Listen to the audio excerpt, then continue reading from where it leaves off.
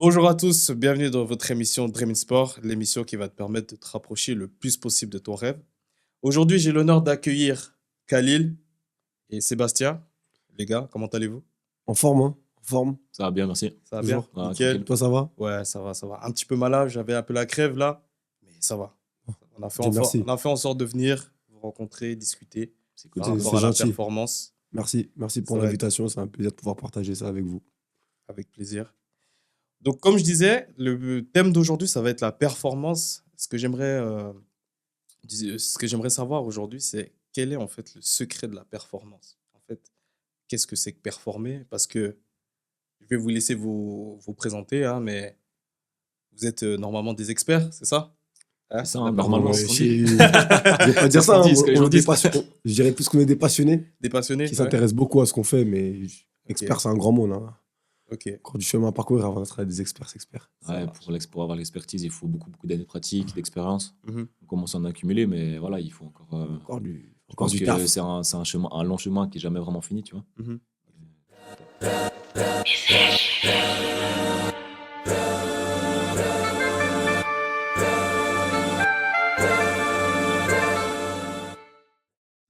Je vais vous laisser vous présenter. Qui commence? Seb, Sébastien? Ouais? Ok, donc moi je m'appelle Sébastien, Mhm. je viens de Lausanne, et puis donc moi j'ai fait des études en sciences du sport à l'université de Lausanne. J'ai fait un master en entraînement et performance du coup, donc ça tombe bien pour le sujet de l'émission. De base, moi, pour le sport, je fais plus des sports de combat. J'ai fait une vingtaine d'années de capoeira, j'ai donné beaucoup de cours à droite à gauche. Depuis quelques années, je fais un peu de jiu-jitsu brésilien aussi. Puis j'ai toujours fait aussi un peu de boxe thaïlandaise, mais pour le plaisir, jamais combattu. Et bah, ça fait maintenant 5 ans qu'on a lancé le projet avec Khalil, de Peak Performance. Ok. Moi, l'idée de devenir préparateur physique et puis d'ouvrir ce qu'on a ouvert, ça fait déjà des années que je l'avais. Mais ça fait 5 ans que c'est devenu vraiment plus concret avec Khalil. Il t'expliquera un petit peu comment ça s'est passé aussi. Et puis franchement, ouais, aujourd'hui, on accueille pas mal de sportifs dans le centre qu'on a ouvert début 2024. Et ça se passe bien. On espère pouvoir continuer sur la lancée qu'on a. Franchement, depuis 5 ans, on a une lancée où on a fait que de monter, que de croître. Donc on espère que ça va continuer comme ça. Ok, magnifique. J'avais déjà une petite question à te poser. Tu as fait beaucoup de sports de combat. Ouais. Tu avais l'ambition de réussir dans ce sport-là, de percer? Pas dans la capoeira parce que, enfin, oui, mais la capoeira, c'est pas un sport qui ramène de l'argent. Il n'y a pas de fédération internationale, il n'y a pas de grande organisation comme l'UFC, hein, si tu prends les sports de combat ou comme ça. Donc oui, j'avais l'espoir de réussir dans ce milieu-là, mais ça va rester, enfin, ce serait toujours rester dans ce milieu-là et c'est pas quelque chose. Enfin, tu vas pas devenir un sportif. Si tu prends l'exemple du football, tu vas pas commencer à gagner des millions et puis Mhm. et vivre de ça. Si tu vis de ça, en tout cas dans la capoeira, c'est parce que tu as ouvert une école et puis que tu donnes des cours. Donc oui, j'avais cette ambition-là. Et puis, mais j'avais aussi l'ambition, en parallèle, d'ouvrir un truc plus de préparation physique plutôt global que vraiment axé que capoeira. Et puis, donc au final, aujourd'hui, on peut dire que j'ai atteint un peu mon but que j'avais au début, mais en tout cas, j'avais pas. Enfin, tu peux pas devenir un sportif d'élite dans la capoeira, Mhm. si tu vois ce que je veux dire. C'était juste un but ou c'était vraiment un rêve Ouais, c'était un rêve. C'était un rêve d'ouvrir depuis. justement Peak Performance? Ouais, ouais, c'était un rêve. Donc, Peak Performance en particulier, voilà, c'est un projet qui date de 5 ans, mais ouvrir une salle, accompagner des sportifs de tout niveau, tu vois, de tout niveau, amateur, professionnel, football, mais aussi dans les sports de combat, parce que voilà, de base, moi, je suis dans ce milieu-là. C'était un rêve, clairement, depuis que je suis tout petit. Donc, je dis pas que j'ai encore atteint mon rêve, mais gentiment, gentiment. félicitations déjà pour tout ce Merci. que tu as accompli. Khalil, à ton tour. Alors, moi, c'est Khalil. C'est un parcours un peu différent de celui de Seb. Moi, j'ai été joueur de foot. Depuis tout petit, c'est que le ballon. Comme je t'ai dit quand je suis arrivé, le ballon. J'ai évolué à Servette. J'ai été formé là-bas. Après, je suis parti à Dijon en centre de formation durant 2 ans. Ensuite, j'ai fait une année également en Espagne où j'ai pu toucher un petit peu le monde pro. Je dis un petit peu parce que j'étais un peu trop bête pour continuer et pas assez fort dans la tête pour continuer. Et puis ensuite, je me suis reconverti un peu aux études. Ouais, j'ai pas fait des études universitaires ou quoi que ce soit. J'ai fait mes études normales. J'ai fini mon gymnase. J'ai réussi mon gymnase et après, j'ai fait des formations complémentaires pour le métier en gros que je devais faire. Et je précise ça parce qu'à la base des bases, je n'avais pas prévu, moi, comme Sébastien, d'être préparateur technique. C'était pas mon objectif de base. Mais en fait, c'est venu, on va dire, à moi, malgré moi. À malgré moi, je me souviens même encore de quand on a décidé quand j'ai décidé de joindre le projet de passer Seb à la base, qui était à la base du projet. Ok. Et c'est moi qui l'ai rejoint ensuite. Ensuite, quand j'ai commencé un petit peu à créer mes exercices et créer ma petite méthode d'entraînement, puis on jouait à la play. Et à la play, je dis, ah, les gars, là, je crois que je vais commencer à faire des entraînements et tout. Et là, Seb, J'ai l'impression que toutes les bonnes idées viennent en jouant à la play. ouais, la play, c'est important. La play, c'est important. La play, c'est important. Et puis Seb l'a dit, wesh, mais t'es con, quoi, frère. Viens, on fait ça alors. Ouais. Bah, j'ai dit, bah vas-y, alors on se pète. Puis c'est parti de là, quoi. C'est parti sur un truc tout con. Donc, du coup, au début, moi, j'avais que ma pratique comme expérience, on va dire mes idées. Et puis ensuite, donc, du coup, j'ai perfectionné toutes ces idées-là avec la pratique, l'expérience et aussi ensuite les formations complémentaires que j'ai fait. Donc, moi, j'en ai fait 3. J'ai fait une formation qui s'appelle Performance spécialiste de Exos. J'ai fait une deuxième, toujours à Exos, de neurosciences spécialiste. Et j'ai fait dernièrement une d'analyse vidéo. Ok. Donc, c'est ce que j'ai fait après Analyse vidéo dans le football. le football. Dans le football uniquement, Ok. pas dans le sport en général. Ok. Et comme je t'ai dit, moi, c'est que le ballon. Ok. Parce que Et- vous, du coup, vous avez deux fonctionnalités différentes, c'est ça? Exactement. De ce que je comprends. Mais complémentaires. Ok, d'accord. Dans le sens où, quand on a créé ça, à la base, bah voilà, c'était pour. Quand Seb il a lancé le projet, c'était pour la préparation physique en général. Et puis ensuite, quand moi j'ai intégré la chose, comme je m'occupais uniquement des entraînements techniques foot et puis, on va dire, de l'amélioration des skills pour un footballeur, et bah, du coup, ben, naturellement, on va dire, c'était plus une clientèle football, de football qu'on avait chez nous. Et du Mhm. coup, aussi, Seb, bah, à force de côté des footballeurs, bah, il s'est spécialisé aussi en tant que préparateur physique pour footballeurs. D'accord. Mais après, Seb, il entraîne de tout. Il entraîne aussi, comme tu as dit, des combattants. Il entraîne des pilotes de course. Il entraîne des patineurs.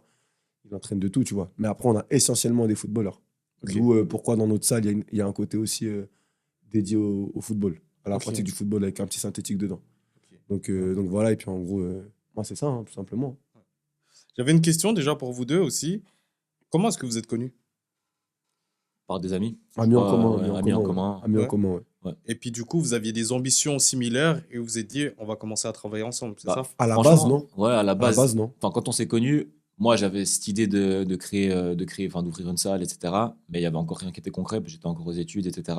T'avais quel âge à peu près? Quand on s'est connus, je sais pas, je devais avoir 18 ans, un truc comme ça, 17, 18 Ouais, ans. 18, 10, ouais, comme ça. Mais On se rencontrait à ton l'Uni. projet, en fait, tu l'as eu à partir de quel âge à peu près? Je sais pas si tu te souviens. Que j'avais envie de faire ça Ouais. depuis que je suis petit. En fait, je me rappelle quand j'étais petit à la Capoeira, justement, j'avais un gars que je suivais de fou, tu vois, c'était mon grand là-bas. Et lui, quand j'étais petit, il a commencé à faire une formation de préparateur physique. Et il me parlait de ça, il disait, ah ouais, je vais pouvoir entraîner des sportifs, machin et tout. Et moi, je pense, je sais pas, je devais avoir 12 ans, un truc comme ça. Et ça m'a matrixé. Et je dis, ah ouais, en fait, c'est ça que je veux faire. Mhm. Et je pense depuis là, j'ai pas bougé d'avis, tu vois. Ouais. Et donc voilà, après, on s'est connus par des amis en commun vers 17-18 ans, je pense, par Ouais, là. comme ça, ouais, par là. Mais au début, on se connaissait. En fait, on se voyait juste quand Les on se deux captait avec rencontres, tout, voilà. entre potes, tu vois. Et puis, bah, il y a eu cette période Covid où moi, en fait, avec un autre pote, on a commencé à avoir cette idée du projet. On a commencé à à essayer d'ouvrir un compte Insta, etc. Et puis, c'était juste avant le Covid. Puis, du coup, période Covid, voilà, on jouait tous à la Play, on se captait souvent sur la Play, etc. Et puis, Khalil, lui, bah, pareil, voilà, comme il t'a dit, il dit, ah les gars, moi, je crois que j'aurais commencé à ouvrir un truc pour les exercices ballon, etc. Puis, c'est là qu'on s'est dit, vas-y, on se met ensemble. Et c'est donc, ouais, ça fait 5 ans que le projet commun, il date, mais ça fait déjà depuis un petit peu plus longtemps qu'on se connaît quand même. Ouais. Ok, magnifique. Et pourquoi Peak Performance? Le nom, Le nom. Ouais. Parce que Peak Performance, c'est de la performance. D'accord. Tout simplement, en gros, la traduction, c'est ça. Et puis, vrai de vrai, c'est venu comme ça. Et puis, frère, on essaie de faire en sorte que tous les joueurs qui viennent, ou tous les athlètes qui viennent, bah, ils atteignent l'apogée de leur performance grâce à nos entraînements, Mhm, tout mhm. simplement. Et selon vous, c'est quoi une bonne performance en fait? Comment est-ce que vous arriverez à définir en fait le terme performance en fait, avec un athlète? On prenne de manière générale, hein. moi, je Comme ça, dirais, on va partir dans le- Ouais, ouais. Je Non, dirais de mais manière générale, football ou pas, c'est être capable de développer ton potentiel en tant qu'athlète, que ce soit sur les côtés physiques, mais aussi techniques, enfin vraiment tous les aspects qui vont englober ton sport. Pouvoir le développer, peut-être de base, tu as un potentiel, tu peux pas forcément au début l'utiliser à 100%. Donc être capable de le développer, de découvrir ce potentiel et après pouvoir, chacune des petites cases, essayer de les pousser à son maximum pour pouvoir justement avoir un niveau de performance le plus élevé. Moi, c'est Mhm. comme ça Et que je le vois. ce qui est important aussi dans ce qu'il dit, c'est que le fait de pouvoir développer ton potentiel et, on va dire, repousser tes limites à chaque fois, ça te permet aussi d'avoir, on va dire, un gain de confiance en toi qui te permet aussi de repousser à chaque fois tes limites. Et je pense que ça aussi, c'est un facteur essentiel pour tout athlète au monde parce que aujourd'hui, les athlètes, ils sont soumis à une énorme concurrence dans chaque sport. Ils sont soumis à une énorme pression dans chaque sport. s'ils n'ont pas la faculté mentale et la possibilité de pouvoir résister à ça et puis affronter ça, ils peuvent être autant talentueux qu'ils veulent, autant techniques ou autant physiques qu'ils veulent. S'ils n'ont pas le mental, bah, malheureusement, toutes ces qualités-là, elles ne leur permettront pas de performer comme ils veulent. Donc, C'est pour ça que je disais, enfin, où je rejoins Khalil, c'est vraiment quelque chose à 360 degrés. Et c'est pas que physique ou pas que technique, mais ça englobe beaucoup de choses, les aspects mentaux aussi, les aspects ouais. psychologiques, etc. Mhm. Et c'est pour ça que la performance, c'est hyper complexe parce que ça concerne pas juste aller à la salle, faire des squats ou alors aller sur le terrain puis faire des dribbles. Tu vois, ça englobe beaucoup, beaucoup plus de choses. Mhm. Justement, tous les aspects mentaux, les aspects cognitifs, donc techniques, tactiques, mais même juste être fort mentalement parce qu'il y a des moments qui sont difficiles, peu importe Beaucoup le de sport, moments. tu vois. Beaucoup. Je sais pas si tu commences à devenir connu, tu as la pression médiatique, tu as plein de choses qui font que tu peux être bon, tu peux peut-être physiquement être le meilleur, mais tu vas pêcher quelque part d'autre et puis ça va faire que tu n'auras pas un bon niveau de performance. C'est pour ça que c'est ce qu'on essaye un petit peu d'amener Dans notre salle. avec notre projet, dans notre salle, c'est essayer d'avoir une approche vraiment à 360 degrés. Bah, je prends l'exemple des footballeurs parce que c'est là où on arrive à être le plus performant, entre guillemets. Il y aura tout l'aspect technique, tactique, cognitif qui va être développé avec Khalil. Avec D'accord. moi, l'aspect physique, préparation physique. Mais également cognitif aussi. Qui Voilà, aussi, l'intègre je dans fais cette aussi du séance. cognitif aussi, mais voilà, on intègre tout ça. Mais après, derrière, il y a aussi, évidemment, on va essayer en tout cas, les joueurs qu'on suit, surtout les jeunes, on essaie de les accompagner aussi. Même souvent, voilà, on s'écrit, on essaie de développer une relation avec eux, plus que juste coach-élève, entre guillemets, tu Ah ouais, vois. c'est vrai, vous, Ouais, on est vous très les écrivez proches. à partir. Enfin, s'ils ont des Naturellement. questions, ou bien Non, vous même les pas. suivez, il y a vraiment un suivi. Ouais, Genre, Bah on les ouais, il y a un suit, suivi ouais. ouais, sur tout le temps et même ça s'écrit naturellement comme si c'était ton pote. Tu vois, Mhm. par exemple, je sais qu'il y a Jordan qui est venu récemment faire une interview chez toi. Par exemple, Jordan, on s'écrit peut-être une fois toutes 2 semaines, une fois toutes 3 semaines, on prend des nouvelles, il nous écrit, ouais, c'est comment. Là, par exemple, une fois il était rentré à Lausanne, j'ai besoin de soins, il y a moyen que. Nanani, nanana. C'est naturel en fait, il n'y a pas de. Il y a pas de, y a pas de forçage, on fait pas ça pour quelque chose en fait, on fait juste ça parce que nous on est comme ça aussi. Et quand on part du principe qu'on s'est engagé avec une personne, bon, on s'est engagé à 100%. D'accord. Et tous les gens qu'on entraîne, c'est pas nos amis, on va dire proches, mais quand ils viennent à la salle, quand on se voit et tout, c'est toujours des super moments qu'on passe. Mhm. Et puis eux aussi le ressentent. Donc c'est aussi ce qui fait que, voilà, quand on parle de l'aspect mental, c'est que c'est important qu'ils viennent travailler dans une optique de plaisir avant tout. Parce que tu as capté, si on te demande de faire un truc que ça te gaze de faire, tu vas le faire à reculons, puis Ah toi, non, tu mais n'auras c'est pas le même clair. bénéfice que si tu as eu du plaisir à le faire, tu vois, parce que tu Mhm. seras motivé à tout donner sur le moment, tu vois. Mhm. Et du coup, comme il a dit Seb, on les suit où qu'ils soient, qu'ils soient à l'étranger, qu'ils soient en Suisse. S'ils sont en Suisse, au final, ils passent chez nous. S'ils sont à l'étranger, on s'appelle, on se fait des rapports, on demande comment ça va mentalement, comment ça va la santé, comment ça va ton moral dernièrement. Et puis c'est d'encourager à chaque fois pour qu'ils repoussent leurs limites, tout simplement. Vous pensez que c'est vraiment primordial d'avoir ce suivi pour un athlète 100%. que ça lui permette en fait d'être performant? 100%. Ouais. Je pense que ça aide 100%. beaucoup, tu vois, peu importe, peu importe le professionnel avec qui ils vont travailler, tu vois, mais ce que ça permet aussi, c'est justement, on casse la barrière un petit peu, parce que si je prends l'exemple du footballeur, tu vois, quand il est dans son club, avec le coach ou avec les prépas, etc., il y aura toujours une barrière qui va être mise en place parce que s'il dit une dinguerie ou il fait une dinguerie, bah, peut-être qu'il va pas jouer ou comme ça, tu vois. Donc, il y a toujours, derrière, dans la relation coach-joueur, il y a toujours un peu un enjeu derrière. Alors qu'avec nous, le gars, il peut se lâcher à 100%, tu vois, peu importe ce qu'il va faire, ce qu'il va dire, il peut dire, ah, aujourd'hui, je suis gazé, aujourd'hui, j'ai pas envie de m'entraîner, aujourd'hui, si, ça. Il y aura Mhm. aucun impact, tu vois, sur sa carrière, etc. Et je pense que justement, c'est là où notre métier il devient intéressant et important. C'est comme on est externe au club, ou bah, je prends toujours l'exemple du football parce qu'on est ensemble, mais voilà, ça peut être d'autres sports aussi, d'autres sportifs que je suis. Comme on est externe à tout ça, on a une relation un peu différente parce que souvent, peu importe le sport, ils vont avoir un prépa physique aussi. Je prends mon exemple, ou un prépa technique, etc., dans leur sport, dans leur club, etc. Mais il y a toujours, comme je te dis, cet enjeu, un peu toujours une relation un peu ambiguë avec une certaine barrière. Avec nous, il n'y a aucune barrière. Et puis, je pense que ça aide aussi la personne à se développer. Souvent, la plupart des gens qu'on suit, c'est quand même des jeunes qui sont encore en phase de développement. À peu près quel âge? Bah, franchement, on Ah, fait de tous tout, les âges, tous les de âges. 12 ans, 10-12 ans jusqu'à peu importe. Mais on va Après, dire que ce qui est important de préciser, c'est que de 10, en gros, la manière dont on considère un enfant et la manière dont on considère un athlète, c'est deux considérations complètement différentes. voilà, Mhm. ça c'est Mais, sûr. mais je laisse continuer, Seb, ça, on reviendra après là-dessus. Mais Ouais. ouais, du coup, peu importe l'âge, mais c'est pour dire que voilà, tu vois, je pense que les jeunes qu'on a, enfin, le plus gros des gens qu'on a, c'est des jeunes qui ont, allez, on va dire entre 19 et puis 23 ans à peu près. En tout cas, c'est ceux sur lesquels on peut essayer d'avoir le plus d'impact parce que c'est un peu un moment charnière dans leur carrière. C'est le moment où soit ils vont percer, soit ils vont devoir encore charbonner un peu plus, tu vois. Et puis, en fait, je pense qu'avoir cette relation avec nous, où on va déconner avec eux, on va délirer, puis on va les accompagner, on va essayer de les soutenir, tu vois. Bah, on peut être un soutien mental aussi, tu vois. En tout cas, on essaie de l'être. Après, On essaie, en tout cas. on va pas se proposer tel quel, mais en tout cas, quand ils ont besoin, s'ils ont envie de parler, ils viennent. Tu vois, ils peuvent. Des fois, il y a plein de jeunes qui viennent se poser à la salle. Juste Ils pour n'ont pas ça. forcément entraînement, mais ils viennent à la salle, ils se posent, on mange ensemble, etc. Sur notre pause de midi, Juste etc. Tu vois. histoire d'être vraiment dans l'environnement Ouais, c'est et ça. puis Juste pour partager un moment ensemble. En fait, ouais. c'est comme je t'ai dit, c'est comme une famille. Enfin, c'est pas comme une communauté, comme une famille, dans le sens où on est ensemble. Quand on dit on est ensemble, on est vraiment ensemble. Mhm. Et quand quand ils ont des galères, quand ils ont quoi que ce soit, bah, ils n'hésitent pas à appeler. Et ça, c'est comme je t'ai dit, comme il a dit Seb, il a bien fait de préciser ça. C'est pas quelque chose qu'on vend. Dans le sens où eux, ils payent juste leur séance. Ils payent seulement notre service, on va dire, au niveau technique et physique. Mais tout ça, là, c'est des choses qui sont juste naturelles, en fait. Parce que Seb, c'est quelqu'un d'humain. Moi, c'est d'avoir un minimum d'humanité quand même. Et on a connu, nous aussi, des péripéties dans ces sports-là. Et du coup, on peut comprendre aussi la difficulté que eux peuvent vivre. Et nous, on a fait des erreurs, on a fait des grosses erreurs, on a fait des grosses bêtises. Et puis, leur permettre de ne pas les refaire à nouveau. Mhm. Et c'est pour ça que aussi ils sont très à l'écoute. Et on va dire, ils n'hésitent pas à prendre des conseils parce que justement, ils veulent pas rater ce qu'ils ont. Enfin, tout ce pourquoi ils ont investi, quoi. Ouais. Tout simplement. Et puis, quand ils viennent vers vous, qu'est-ce qu'ils vous disent en fait, les joueurs? Ils vous disent que si on reste par exemple pour le moment dans le foot, il y a un joueur qui va venir vers vous, il va vouloir progresser. Comment est-ce que vous allez évaluer en fait son niveau actuel et sa marge de progression? En fait, comment vous allez vous y prendre en fait? Alors, c'est très simple.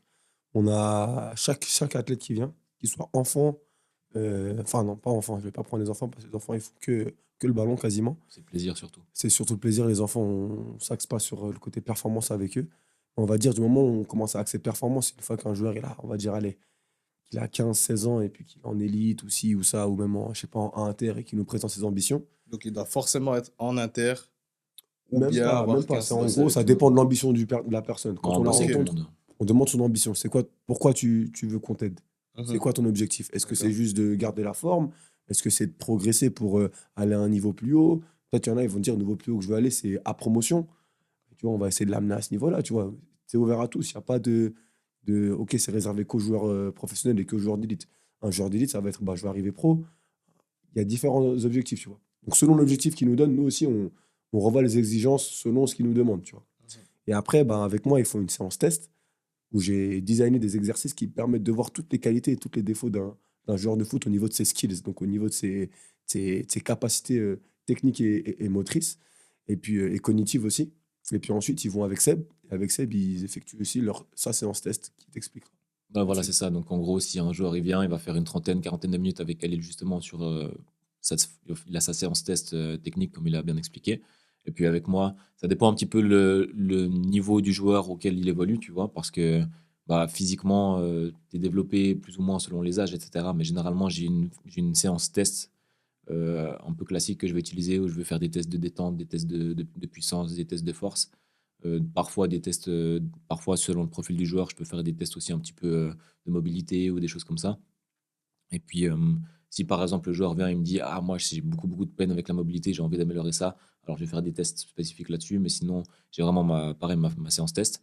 Et puis, avec bah, nos 2 séances test qu'on fait en une fois, on arrive à déjà pas mal classer le joueur en termes de niveau technique, physique. Et du coup, ça donne aussi déjà là une bonne marge enfin, de voir quelle est la marge de progression. Mhm. Ou pareil, si je prends l'exemple d'un joueur avec qui on a commencé cette semaine, bah lui il nous disait, moi le problème, enfin techniquement il était incroyable, et il disait le problème c'est que moi je me suis blessé 7 fois à l'ischio, je me suis fait le genou, etc. Et du coup sur un profil comme ça, tu sais que bah voilà, ça va être intéressant de travailler l'aspect physique, l'aspect prévention des blessures, etc. Parce que peut-être un autre joueur qui joue dans la même équipe que lui, ce sera un profil complètement différent. Il a jamais été blessé, mais il galère avec le ballon. Je te donne un exemple comme Ouais. ça. Mais Mhm. Mhm. ça, du coup, on a nos séances tests, mais après, bah, évidemment, selon les besoins du joueur, selon ce qu'il nous dit. Et puis, bah, souvent, si c'est des joueurs qui évoluent déjà à un niveau, en tout cas semi-pro, bah, on a des matchs de référence qu'on peut regarder aussi. Puis ça, c'est plus le boulot de Khalil, mais du coup, il peut aussi un peu évaluer. Après, souvent, quand Khalil il regarde, il va évaluer les matchs d'un joueur. Il va aussi me dire athlétiquement ce qu'il en pense. Tu vois. Ah, je pense que c'est ci, c'est ça. Puis moi, je peux regarder aussi un peu les stats. Je sais pas, le nombre de sprints sur un match, la distance parcourue, etc. Selon le poste, etc. Donc après, il y a toujours un peu, on se pose un peu ensemble avec Khalil, avec le joueur, on se concerne un peu les trois. On dit voilà, ben, on écoute ce que lui, ses envies, ses besoins, son ressenti. Et après, nous, basé sur nos tests, sur nos séances tests, et ben, on peut cibler le travail qu'on a envie de faire. Vous avez dit tout à l'heure que l'aspect performance rimait aussi avec l'aspect mental. C'est juste, hein? C'est ça. Comment, comment vous arrivez à driller en fait votre joueur, votre athlète en fait sur l'aspect mental? Qu'est-ce que vous lui dites En pour fait, qu'il arrive à justement à dépasser ses limites? pour te C'est dire, arrivé en fait que vous ayez un joueur qui vienne et puis qui dise OK, moi j'ai envie de par exemple, j'ai envie de devenir professionnel. Il y en a plein, il y a plein de joueurs, plein ouais, ça d'athlètes qui disent que j'ai envie de devenir professionnel, et cetera, mais qui n'arrivent pas à faire justement les efforts nécessaires pour arriver justement à cette étape-là. Vous voyez ce que je veux dire? De mon ouf. gars, tu Et parles, et tu et parles et en et il vrai y en là, a tu parles, plein des comme ça, on est C'est vrai. d'accord? Ah, Il y en a fort. plein des tu comme parles ça. dans le vrai là, tu parles Ouais. dans le vrai. Donc Et du coup, justement, il y en vous, a à ce plein, ouais. moment-là, vous faites comment? Par votre expertise, vous faites comment pour débloquer en fait le mental de Alors, cet athlète-là? alors sur ce côté-là, moi, je suis très, très, très sévère, on va dire, avec ceux que j'entraîne. Comme je dis, ça dépend de l'objectif. Si un petit il vient me dire, je veux devenir pro, et qu'à la moindre erreur qu'il fait sur le terrain, quoi, parce que moi, il faut savoir que les exercices que je demande aux joueurs, c'est des exercices assez complexes, dans le sens où ils doivent savoir gérer plusieurs choses en même temps. Donc, du coup, par exemple, un joueur que j'entraîne, pour te dire la complexité des entraînements, c'est que je vais mettre des infos qui s'affichent de 1 à 3, par exemple. Et chaque passe qu'il doit faire, il doit calculer en gros la suite des nombres. Donc s'il voit 1 d'abord, après il voit 2, il doit faire 1 plus 2 et 3. Et si le résultat du calcul est pair, il doit faire la passe du pied droite. Si le résultat du calcul est impair, il doit faire la passe du pied gauche. En gros, c'est des exercices qui ne demandent seulement pas savoir jouer au foot, mais de savoir décider vite. Calculer. Pas calculer, pas Moi aussi, calculer, hein. mais C'est pas juste. bon calcul, tu peux pas venir chez nous. Par contre, c'était pas bon calcul, frérot, c'est chaud. Mais du coup, en gros, juste savoir décider vite, en gros. Qu'il peut avoir enfin, n'importe quelle chose à gérer autour de lui, il doit être capable de prendre sa décision rapidement. Ouais, je vois. Et souvent, ce qui se passe, c'est que des gens, ils abandonnent. Quand quelqu'un il abandonne, c'est déjà mentalement, pour moi, il y a une faille. Donc quand je la vois, cette faille, je réagis direct. Je réagis direct. Au début, je préviens, je lui dis, c'est pas bien de réagir comme ça, je dis gentiment. C'est pas bien de réagir comme ça parce que, en gros, je fais la morale un peu comme un grand frère. Bah, si tu fais ça, ensuite, tu risques de tomber encore plus bas. Moi, après, je prends mon exemple à moi parce que moi, j'étais très nul mentalement. Quand il y avait des trucs qui m'énervaient, j'étais très, très impulsif. Et puis, je me suis beaucoup attiré les foudres comme ça. Et en gros, je leur expliquais que c'est pas le bon cheminement à avoir d'abandonner dès qu'il y a un échec. Et que ceux qui arrivent à gérer leurs échecs pour justement pouvoir les surpasser et devenir encore plus forts que ce qu'ils étaient avant. Certains, ça rentre direct. Et certains, c'est répétitif. C'est répétitif et ça s'empire. Et quand ça s'empire, je vire. Tu vires? Je vire. Tu penses que c'est la bonne solution de virer directement? Oui. Ok. Parce que, non, pas directement. Enfin, après Ouais. les réprimandations, Après les recommandations, on vire. Mais quand on vire, on explique pourquoi on vire. D'accord. C'est pas en mode, allez, dégage, je m'en saoulé. C'est pas pédagogique, ça sert à rien de faire ça. Ouais, et puis Et c'est donc- pas on vire après le gars, il revient plus jamais, tu vois. Non, Ok. Rentre chez toi, réfléchis et reviens avec Ah, notre mental. ok. Ouais, C'est ouais. ça. Ouais. excuse-moi, j'étais un peu brut dans ce que j'ai dit. Parce que Ouais, ouais. De quand. toute façon, j'allais demander, mais Ok. ok. Donc, du Ouais. coup, on vire, on dit, hey, frérot, là, actuellement, pour faire ce genre de choses. Parce qu'au final, ça n'a aucune utilité. Parce qu'il s'énerve, il n'y a pas d'utilité à venir t'entraîner. Tu payes de l'argent pour venir t'entraîner. Si tu viens pour t'énerver, à quoi ça sert? La base de notre salle, c'est le plaisir d'être là. Si tu viens pour casser des murs et t'énerver, viens pas. Reste chez toi, économise de l'argent et de l'énergie. Retrouve-toi avec toi-même après, si tu veux, quand tu es prêt à être calme et à vouloir, on va dire, surpasser tes limites, là, tu peux revenir. Mais je vais me permettre de poser cette question-là parce que tu as utilisé les mêmes termes, mais pourquoi tu étais nul mentalement? Ah, frère. Parce que j'étais impulsif de fou. En fait, Mais d'où venait cette impulsivité? bon, moi, c'est pas quelque chose qui se dit, mais en fait, moi, quand j'étais petit, j'étais hyper actif. D'accord. J'étais hyper actif et en gros, j'étais quelqu'un qui, sous émotion, je réagissais très rapidement. Quand je voyais une injustice, quand tu es dans le foot, il y a beaucoup d'injustices. Je pense que tu as entendu des histoires, plein d'histoires. Moi aussi, j'en ai eu. Et puis quand il y avait des choses injustes, bah, je réagissais direct. J'avais pas ma langue, je gardais pas ma langue, je réfléchissais pas avant de parler. Et je disais tout droit dans les yeux, qu'il soit directeur sportif, président, j'en avais rien à foutre. Je disais tout droit dans les yeux. Du coup, même sur le terrain, je pense que, je sais pas, tu as eu des règles récemment, non? Derek, on était dans la même équipe. Parfois, quand je faisais tout, je disais, vous cassez tout ça. C'est pas si on joue au foot, c'est pas du catch et tout. Genre, je m'énervais vraiment pour rien. Mais en final, c'était juste le sport qui demandait ça. Mais j'étais un petit qui était très impulsif et du coup, ça m'a joué des tours. Parce que au lieu de me concentrer sur mon foot, bah, je me suis concentré sur ce qui entourait le foot. Ok. Alors qu'au final, si je m'étais juste concentré sur mon football et mon jeu et ma progression juste individuelle, eh ben, je pense que j'aurais été plus armé pour affronter, on va dire, les risques de ce métier. T'avais des grands frères, des parents qui te suivaient au foot? Alors, j'avais deux grands frères, tu connais, ils me disaient, ça a été ton match, c'est tout. Mon père, il m'accompagnait au match, il m'accompagnait à mes entraînements, mais il regardait pas les entraînements, juste il me posait, et puis je repartais. Puis les matchs, il venait voir, mais il n'était pas, on va dire, en mode projet Mbappé, t'as vu. C'était juste moi qui voulais faire du foot. Mon père, il est physicien, frère, il en a rien à foutre du foot. Mhm. Et ma mère, elle est médecin, du coup, elle encore moins. Et tu penses que c'est ça qui t'a donné envie de transmettre aux plus jeunes? Oui. C'est ce manque, en fait, de figure d'autorité, si je peux appeler ça comme ça? Non, pas ça. C'est qu'en Non? gros, moi, j'ai aucun regret sur ce que j'ai fait. Et par contre, j'ai pas envie que la nouvelle génération fasse ces mêmes erreurs-là. Et du coup, quand j'ai commencé à accompagner les jeunes au début, comme je t'ai dit, c'était malgré moi. Et quand j'ai vu que, en gros, je pouvais me rendre utile pour des gens, et ben en fait, j'ai commencé à kiffer ce métier et j'ai commencé à me dire, ah putain, en fait, je crois que je serais plus utile en aidant les gens à jouer au foot qu'en moi en jouant au foot. Mhm. Tu vois ce que je veux dire ou pas? Mais tu as dû faire un deuil, en fait. Tu as Pas du tout. dû refaire un deuil de ton... Parce que, de ce que je comprends, toi, c'est que foot. Que foot. C'est ma passion. C'est ta passion. Donc, ça veut Je dire que vis tu que pour voulais ça. devenir footballeur À la base, ouais. ou tu voulais juste euh, travailler dans le monde du foot. Parce que c'est deux choses différentes. Alors, honnêtement, à la base, c'était footballeur, frérot. D'accord? Franchement, je te dis la vérité, footballeur jusqu'à 22, ouais. Ouais, jusqu'à 22 ans, mon objectif, c'était de devenir footballeur. Et là, t'as quel âge à peu près? J'ai 27 maintenant. 27. J'ai 27. C'est récent. Ouais, c'est récent, mais franchement, j'ai pas fait de deuil. Dans le sens où, genre, par exemple, moi, j'ai mon meilleur ami, c'est Denis Zakaria. D'accord. Et Denis Zakaria, ben, j'ai vécu, on va dire, toute sa carrière à ses côtés. Bon, j'ai essayé de le soutenir du mieux que je pouvais. Et puis, j'ai vu ce qu'il devait vivre, en fait. Et moi, je sais que si moi, j'étais Denis Zakaria, je n'aurais jamais tenu. Et si tu vois Denis aujourd'hui capitaine à Monaco, c'est parce que il a une force mentale, mais c'est une dinguerie. C'est un truc de ouf. Moi, le dixième de ce qu'il a eu, moi, j'aurais pété un câble.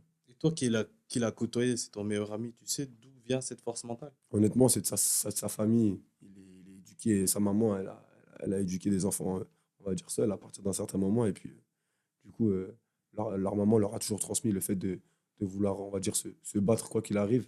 Et puis, que s'ils voulaient obtenir des choses, bah, il fallait qu'ils le fassent par leurs propres moyens, et toujours plus que les autres. Et du coup, ils ont grandi avec cette mentalité. Et chaque personne de cette famille-là, elle réussit brillamment parce que justement, ils ont cette faculté à être forts mentalement dans tout ce qu'ils font. Magnifique. On salue chaleureusement la famille Zakaria. Non, Magnifique. Très très beau le témoignage que tu leur as fait. Je peux me permettre juste un truc, c'est pour revenir, parce qu'avant, quand il a dit qu'il verrait un joueur, s'il était en train de s'énerver, tu as une réaction un peu étonnée comme ça. Et en fait, moi, je trouve que je trouve que c'est une très très bonne approche, en fait, parce que il y a beaucoup de gens qui vont nous écouter, qui vont dire ah, mais c'est abusé, c'est pas la maltraitance, mais t'as capté. Et en fait, non, parce que le milieu du sport, que ce soit le football ou peu importe, mais le milieu du sport professionnel, c'est un milieu qui est hyper rude, hyper difficile. Parce que, comme on disait, déjà, c'est hyper concurrentiel. Tout le monde veut la place du chef, tu vois. Et il n'y a pas beaucoup de place. Il y a beaucoup, beaucoup de monde pour peu de place.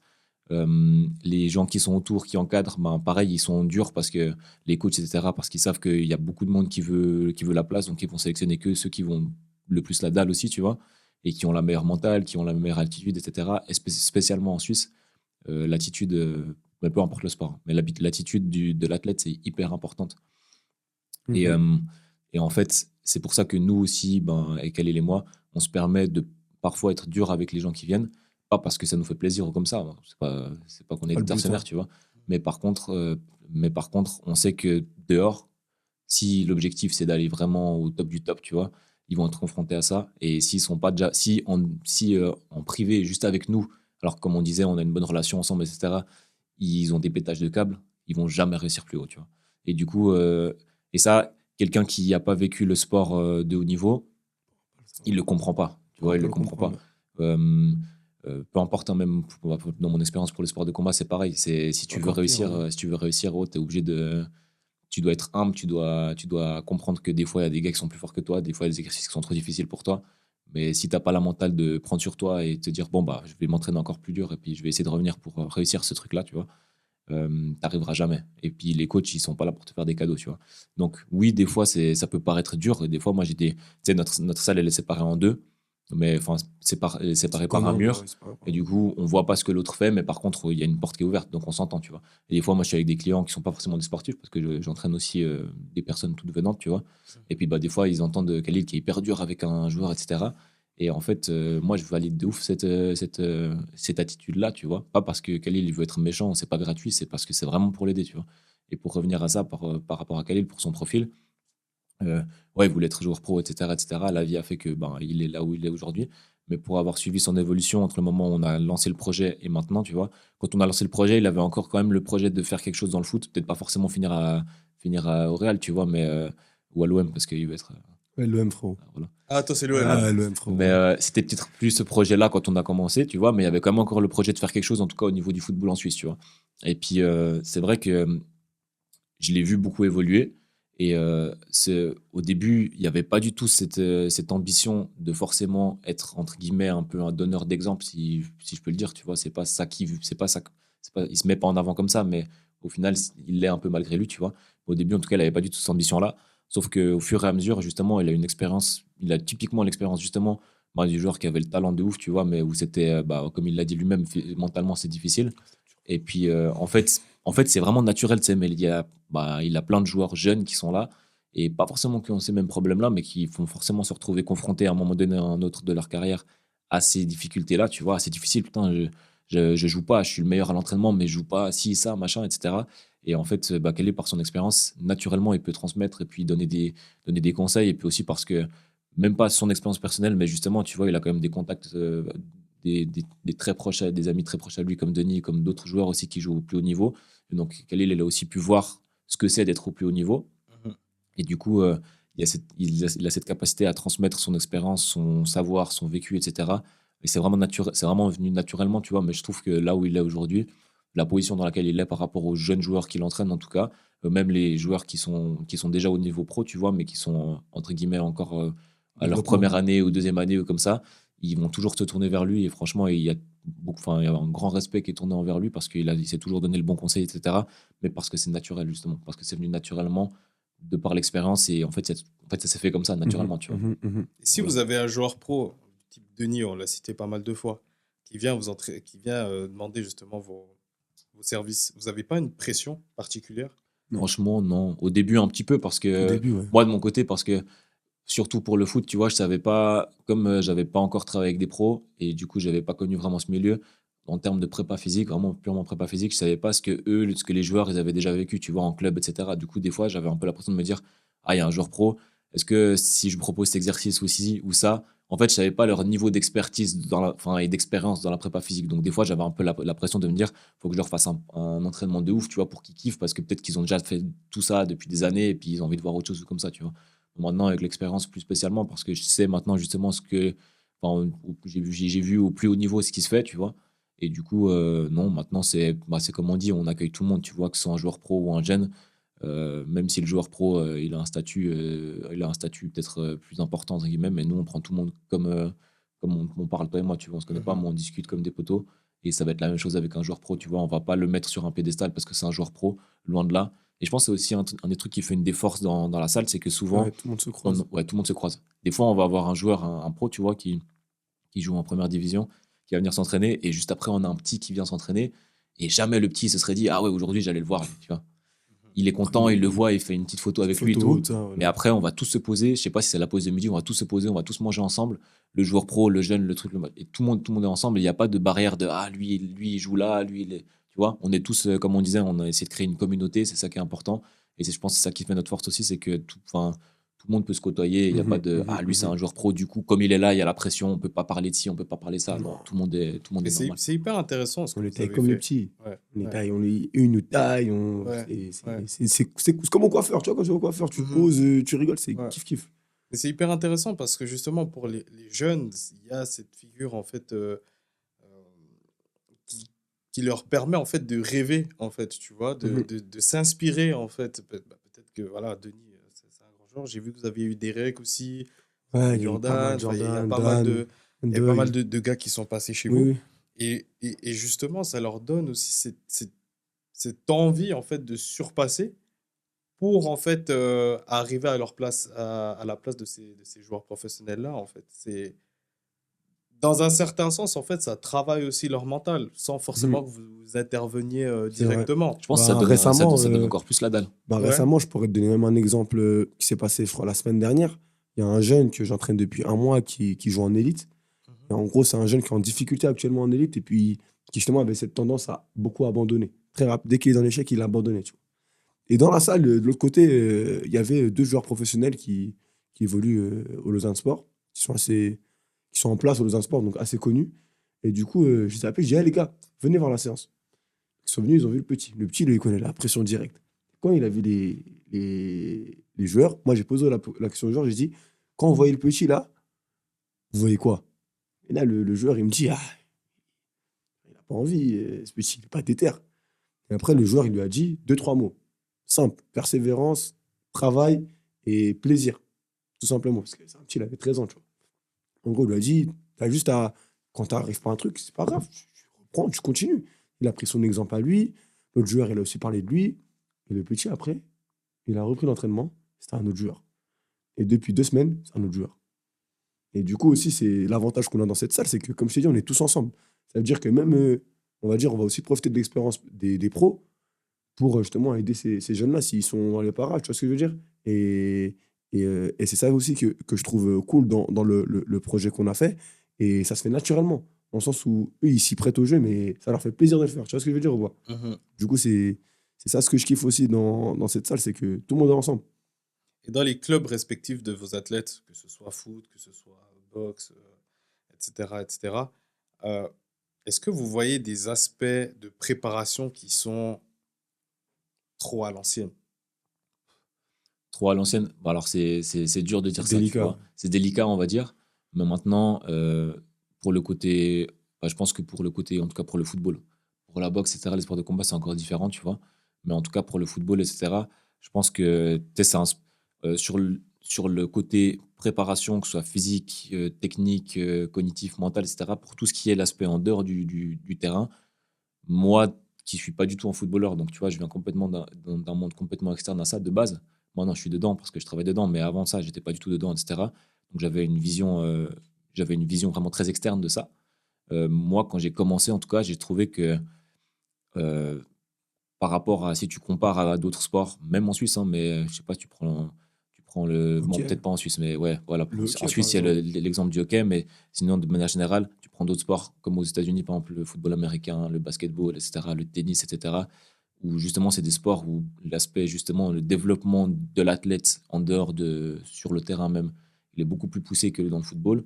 Moi, au début, je trouvais que oui, en tout cas, il y avait quand même, on avait été quand même pas mal en arrière de ce qui pouvait se faire dans d'autres sports, tu vois.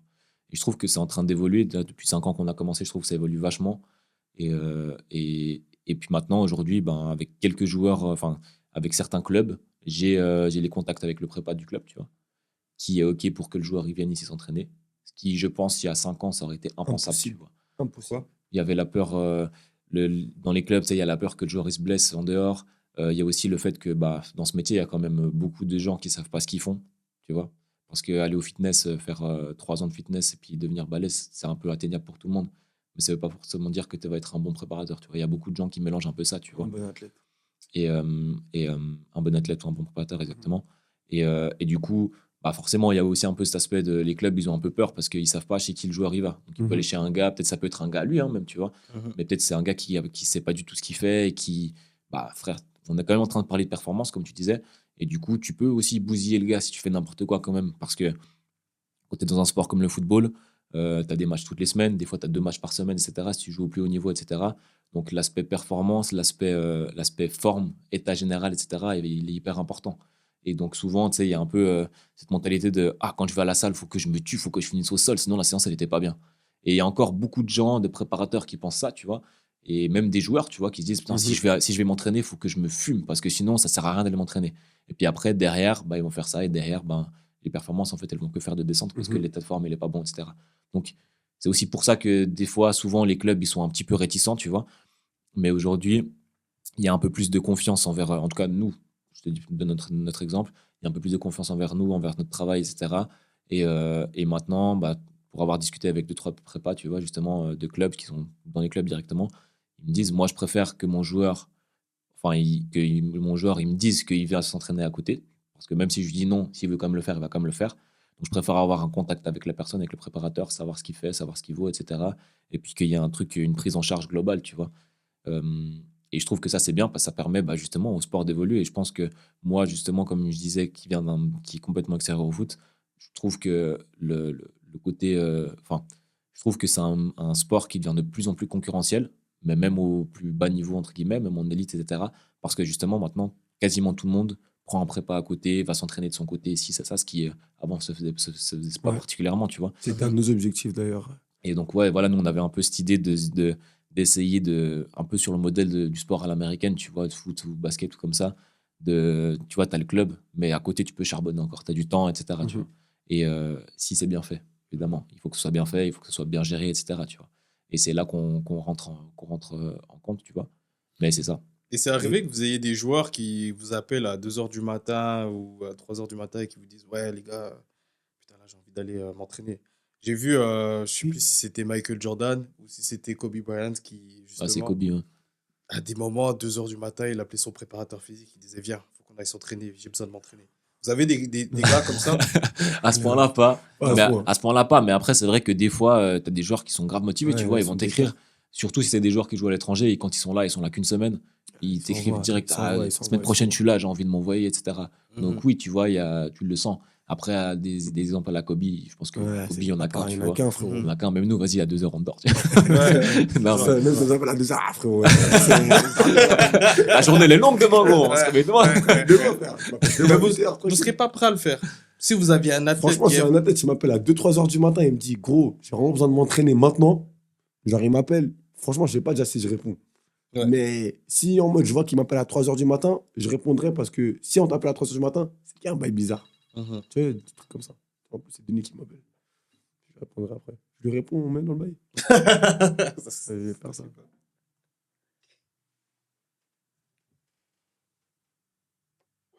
Tu veux rentrer dans le podcast ou quoi? Salutations Denis, On va rentrer dans l'interview ou quoi? bienvenue dans le podcast Dribble Sport. Quand tu veux, tu viens, on est là, on t'accueille. Il y a de l'eau, des biscuits. Il y a tout ce qu'il faut, gros. I call you back, man. Vas-y, à tout. Les gars, on vient d'avoir un appel en direct de Denis Zakaria qu'on salue chaleureusement. Voilà, le ref. Salutations. Le ref. Et du coup, moi, je voulais juste rebondir sur un truc que Seb il a dit avant par rapport à la considération de justement des préparateurs physiques et des gens qui, on va dire, qui exerçaient. Ah non, merde, on parle du truc 3 heures du matin, là. Ouais. Si quelqu'un est appelé à 3 heures du matin, c'est grave. Ouais. Si je vois qu'il m'appelle à 3 heures du matin, je vais répondre. S'il me dit maintenant, viens, on va s'entraîner, ouvre la salle, on va s'entraîner. Honnêtement, maintenant, je pourrais pas te dire oui ou non. Je sais pas ce que je dirais. Je verrai sur le moment. Ok. Instant présent, frère. Ça dépend du gars, tu vois, si vraiment c'est chaud, il a besoin. Mais en vrai de vrai, tu vois, l'exemple de Kobe, c'est un peu la mentalité américaine de faut toujours s'entraîner tout le temps. 6 h du match, je vais m'entraîner, 8 h du match, je vais m'entraîner, 10 h du match, je vais m'entraîner. Mais en vrai de vrai, je dis pas que t'as pas besoin de ça pour être performant parce que tu vois, Kobe, l'athlète qu'il a été. Mais tu peux aussi t'entraîner le lendemain et puis tu vas aussi être performant, tu vois. Donc après, bah, je pense que Je pourrais ça. pas te dire. Je pense que ça fait partie aussi un peu de notre rôle à jouer, tu vois, avec les joueurs. C'est justement cadrer le gars. Dire, gros, tu vas t'entraîner à 3 h du matin ou tu vas t'entraîner demain matin à 10 h, ça va pas changer grand-chose. Dors seulement, récupère, repose-toi et demain, Ouais. on s'entraîne Parce que bien. des tu fois, vois. il y a aussi cette question de surentraînement. C'est ce Justement, qu'on évite, justement. Ok. C'est pour ça que toujours, c'est là où justement je voulais rebondir sur Seb, ce qu'il disait, sur deux choses. Un, le fait qu'avant, bah, un de nos objectifs premiers, quand on a été, quand on a commencé ce projet-là, c'est que parfois il y avait des joueurs qui se faisaient menacer par les clubs. On disait, si tu vas t'entraîner à côté, et même ils désignaient avec eux, tu joues pas le week-end prochain. Du coup, ça ne venait plus, soit on cachait, parce qu'au début on était beaucoup réseau quand on a commencé, parce que personne ne nous connaissait, du coup on a fait, enfin pas une campagne de marketing, mais en gros on mettait ce qu'on faisait, etc. Maintenant on est un petit peu plus déconnecté parce qu'on a plus de travail, mais en gros on est passé de ça à collaborer avec les préparateurs physiques de clubs professionnels directement avec l'équipe première. Et pour moi ça c'est, franchement, j'en suis très fier. J'en suis très fier que lui et moi on ait pu arriver à là, parce que avant, franchement, parfois, même la police, ils venaient, ils nous viraient du terrain. Parce Ok. qu'ils disaient, vous n'avez pas le droit d'être là. Sur des terrains publics, il n'y a pas eu de règles. Mais parfois, la police, ils venaient, non, vous n'avez pas le droit de vous entraîner, vous faites une activité lucrative. C'est interdit ici. Et on a toujours su que ce projet-là, il était utile pour toute personne qui voulait faire de la performance. Et on s'y a accroché. Et c'est pour ça que l'ambition de Seb, qui était de faire une salle, je l'ai rejoint direct. Parce que on s'est dit qu'en faisant une salle, en créant une structure, on créerait plus de crédibilité aussi pour les gens qui veulent faire ce métier-là. Et aujourd'hui, c'est ce qui s'est passé. Donc, on a ouvert cette salle il y a moins d'1 an et on voit tout de suite la différence. On voit tout de suite la différence entre le nombre de personnes qui viennent. Avant, c'était que des gens qui nous appelaient. Maintenant, c'est des clubs. Parfois, il y a des clubs, je sais pas, de première ligue, par exemple, tu sais, en amateur, qui t'appellent. Ah, j'aimerais faire ma prépa chez vous pour tout le club cet hiver ou cet été. Et en gros, ça, c'est quelque chose. On a travaillé dur, hein. Et aussi, on a tenu, là où j'ai fait un effort, moi, c'est qu'on a tenu mentalement. Parce que quand tu vois les keufs enfin, la police qui viennent et qui te jettent du terrain, t'es en séance, t'as la police qui vient devant tes clients et tout, ils disent, sors d'ici. Ouais, C'était c'est vraiment dur. gros. C'était Ouais, il y a vraiment des dur. moments Et puis durs, même, hein. genre même pas sur un terrain, même sur un espace public, genre un 5 contre 5. Mhm. Il y avait la police qui venait, parfois ils nous viraient, tu vois. Ouais. Et puis aujourd'hui, le fait qu'on ait notre salle, notre liberté, on va dire, c'est la plus belle récompense, on va dire, sur tout le chemin qu'on a parcouru les premières années où on a commencé le projet, tu vois. Et en plus d'avoir cette reconnaissance et que les clubs acceptent de travailler avec nous parce qu'ils nous font confiance, c'est une superbe récompense pour nous. Après, c'est pas une finalité, mais c'est une belle première étape. Vous avez aussi un axe récupération? Oui. Parce que j'ai l'impression que... Alors, moi, j'ai fait aussi du foot en amateur. Je suis pas allé très très loin. Mais bah, justement, tous ces aspects de performance, récupération, etc., on n'en parle pas vraiment. On n'en entend pas parler. Très peu. Ça arrive qu'on fasse des prépas, mais la prépa, c'est d'aller faire le tour de la ville en courant, par exemple. Vous en pensez quoi de tout ça? Alors, on va réagir très rapidement. Parce qu'en fait, avec Seb, quand on a commencé le pic, enfin, moi, comme il t'a dit Seb, j'ai beaucoup d'amis pros. Et du coup, quand on a lancé le projet, bah, ils ont dit, ouais, c'est comment ça s'entraîne cet été, etc. Et moi, enfin, nous, avec Seb, on s'est dit, bah, vas-y, on va faire un camp. Au lieu d'entraîner les joueurs tous individuellement, on va tous les regrouper. Et on va faire un camp uniquement avec des joueurs pros.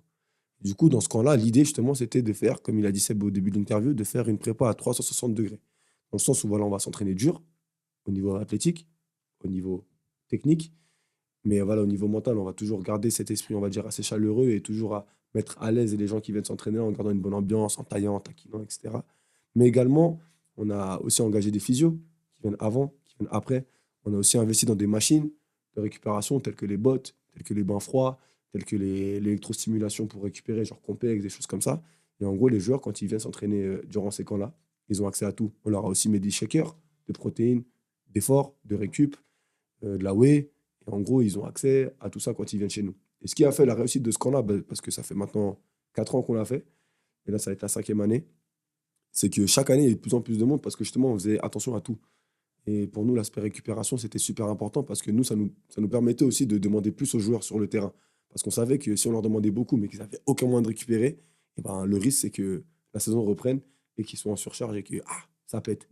Et du coup, on a toujours fait attention à tout ça. Et dans notre salle aussi, il y a ce rayon-là qui est mis. Encore en développement, on aimerait avoir, on va dire, plus de moyens pour avoir un master qui est là, H24, etc.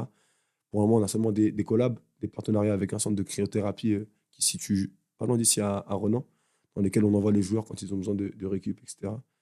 Donc voilà. C'est quoi le plus important pour vous en récupération? L'alimentation, le sommeil? Il n'y a pas un truc le plus important, tu vois.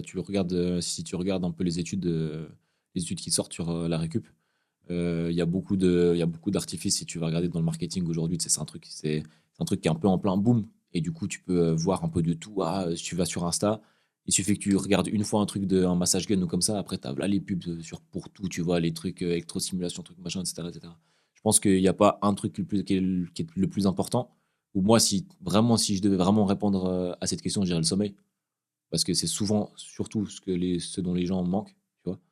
Mais rien que, il y a pas mal d'études qui montrent que tu peux doubler ton risque de blessure juste en ne dormant pas moins de 8 heures par nuit, tu vois. Donc je dirais le sommeil. Mais après, sinon, je trouve que c'est, comme on disait, c'est un peu un truc à 360 degrés. Ça veut dire que oui, il faut bien t'entraîner, mais derrière, il faut bien manger, comme tu disais, il faut bien dormir. Tu faut prendre soin de ton corps sur les aspects physiques et mentaux, tu vois. Donc aussi avoir des moments pour toi où tu déconnectes aussi un petit peu, que tu n'es pas tout le temps dedans, etc. Après, il y a plein de choses qui fonctionnent, tu vois, les bains froids, les massages, les choses comme ça. Je dirais qu'il n'y a pas un truc le plus important. Je dirais que le plus important, c'est de pouvoir justement être capable d'intégrer tous les petits trucs et les mettre en un, tu vois. Mhm. Et au final, c'est assez facile. En vrai de vrai, il suffit de bien dormir, de pas manger n'importe comment, avoir des phases où tu t'entraînes correctement sans trop surcharger. Très, très important de pas trop surcharger, tu vois. Et puis après, avoir une petite routine derrière, un bain froid, un massage, un truc, etc. Il suffit de pas grand-chose pour être bien en termes de récupération. C'est juste qu'en fait, c'est une discipline à adopter. Et puis, ben, nous, on essaie de l'expliquer aux joueurs, tu vois. Il faut pas, ils n'ont pas besoin de. C'est pas, ah, je vais aller dépenser 100 balles dans un truc là, dans cette machine-là, après je vais acheter 1000 balles pour ci, ça. Non, rien que si tu as déjà une bonne hygiène de vie classique, tu vois, c'est déjà beaucoup, tu fais déjà beaucoup avec ça. Mhm. Mhm. Et Seb, j'avais encore une question. En termes de préparation physique, tu as vu des similitudes entre préparation physique, par exemple, pour un footballeur, que pour un basketteur, que pour enfin, toutes les autres disciplines que tu as? Bah, je dirais en fait, c'est facile. Si tu veux, la prépa physique, c'est comme ça. Euh, tu as la base. Tu as vraiment les fondements, ouais, vraiment une base athlétique à avoir. Et peu importe le sport dans lequel tu es, tu devras avoir cette base-là, tu vois. Avoir un bon fond de force. Moi, je pense que l'entraînement de force, c'est vraiment la base de tout, tu vois. Mhm. Donc, un bon fond de force. Moi, j'aime bien comparer. Ta force, c'est comme un réservoir d'une voiture, tu vois. Plus tu as de force, plus ton réservoir il est grand. Et après, ça dépend comment tu le remplis, tu vois. C'est pas parce que tu as un grand réservoir, tu vas bien le remplir, tu vois. Mais si tu as beaucoup de force, tu vas avoir un bon réservoir, donc de la place pour le remplir. Et après, derrière, tu peux créer par-dessus des aspects qui vont devenir de plus en plus spécifiques. Donc, de l'explosivité, de la vitesse. Souvent, les athlètes, ils viennent chez toi, peu importe le sport. Ah, j'ai envie d'être plus explosif. Ouais, mais si tu veux être plus explosif, de base, il faut déjà avoir de la force, tu vois. Parce que tu peux pas créer l'explosivité sans force. Mhm. Donc, moi, je dirais qu'il y a des fondements à avoir, peu importe le sport, tu vois, créer une bonne base de force sur les mouvements classiques, tu vois, du squat, du développé couché, du deadlift, des tractions. Rien que, franchement, j'ai, enfin, avec toute l'humilité que j'ai amélioré des sportifs juste en faisant faire ça. Juste en leur faisant faire de la base, tu vois, de la base, t'améliores déjà énormément de choses. Puis après, derrière, donc on va dire que tu as la base qui va regrouper un peu tous les sports. Puis après, ben, pour le football, tu auras des aspects un peu plus spécifiques, tu vois, comme ben, la production de force horizontale, la capacité à décélérer. Le football, c'est un sport où tu décélères plus que tu accélères. Souvent, les joueurs ils disent, putain, j'ai envie d'avoir plus d'explosivité, j'ai envie d'avoir des meilleures accélérations sur mes premiers pas. Alors qu'en vrai de vrai, un facteur de performance, un des plus importants, c'est pas l'accélération, c'est la décélération dans le football. Aussi pour la prévention des blessures, etc. Donc voilà, ça c'est quelque chose qui est spécifique au football. Je te donne un exemple tout con, mais au basket, ça va être la détente parce qu'il faut pouvoir sauter haut pour pouvoir contrer, pour pouvoir aller au panier, etc. Tu vois. Pour, je sais pas, on va dire quoi. Pour le football, de nouveau, quand tu frappes, etc., c'est des mouvements qui sont très spécifiques, qui vont demander l'activation et la coordination de différentes chaînes musculaires assez spécifiques. Donc tu peux après travailler là-dessus. Mais ça sert à rien avec un joueur de travailler ça sans avoir la base. Tu vois. Donc ouais, je dirais, tu as une base à avoir qui regroupe, qui est commune à tous les sports. Et que en fait, moi, c'est toujours par ça que je commence. Peu importe le sportif, peu importe le niveau, même si c'est un pro, je vais toujours faire de la base. Et après, ben, si c'est un gars qui est déjà pro, tu vas faire un petit moment ça, et puis après, tu peux passer sur quelque chose de plus spécifique. Si c'est un gars qui vient de commencer ou un jeune, etc., tu vas prendre du temps pour créer ça. Et puis après, ben, tu vas de plus en plus vers le spécifique. Ok, d'accord. Et vous avez déjà vu, enfin, vous avez déjà eu un athlète qui est arrivé et que son niveau était vraiment bas, relativement bas, et vous avez vu qu'il a une explosion mais fulgurante en termes de performance, en termes de progression. Moi, je pense que ça, c'est plus visible du côté de Khalil que de mon côté.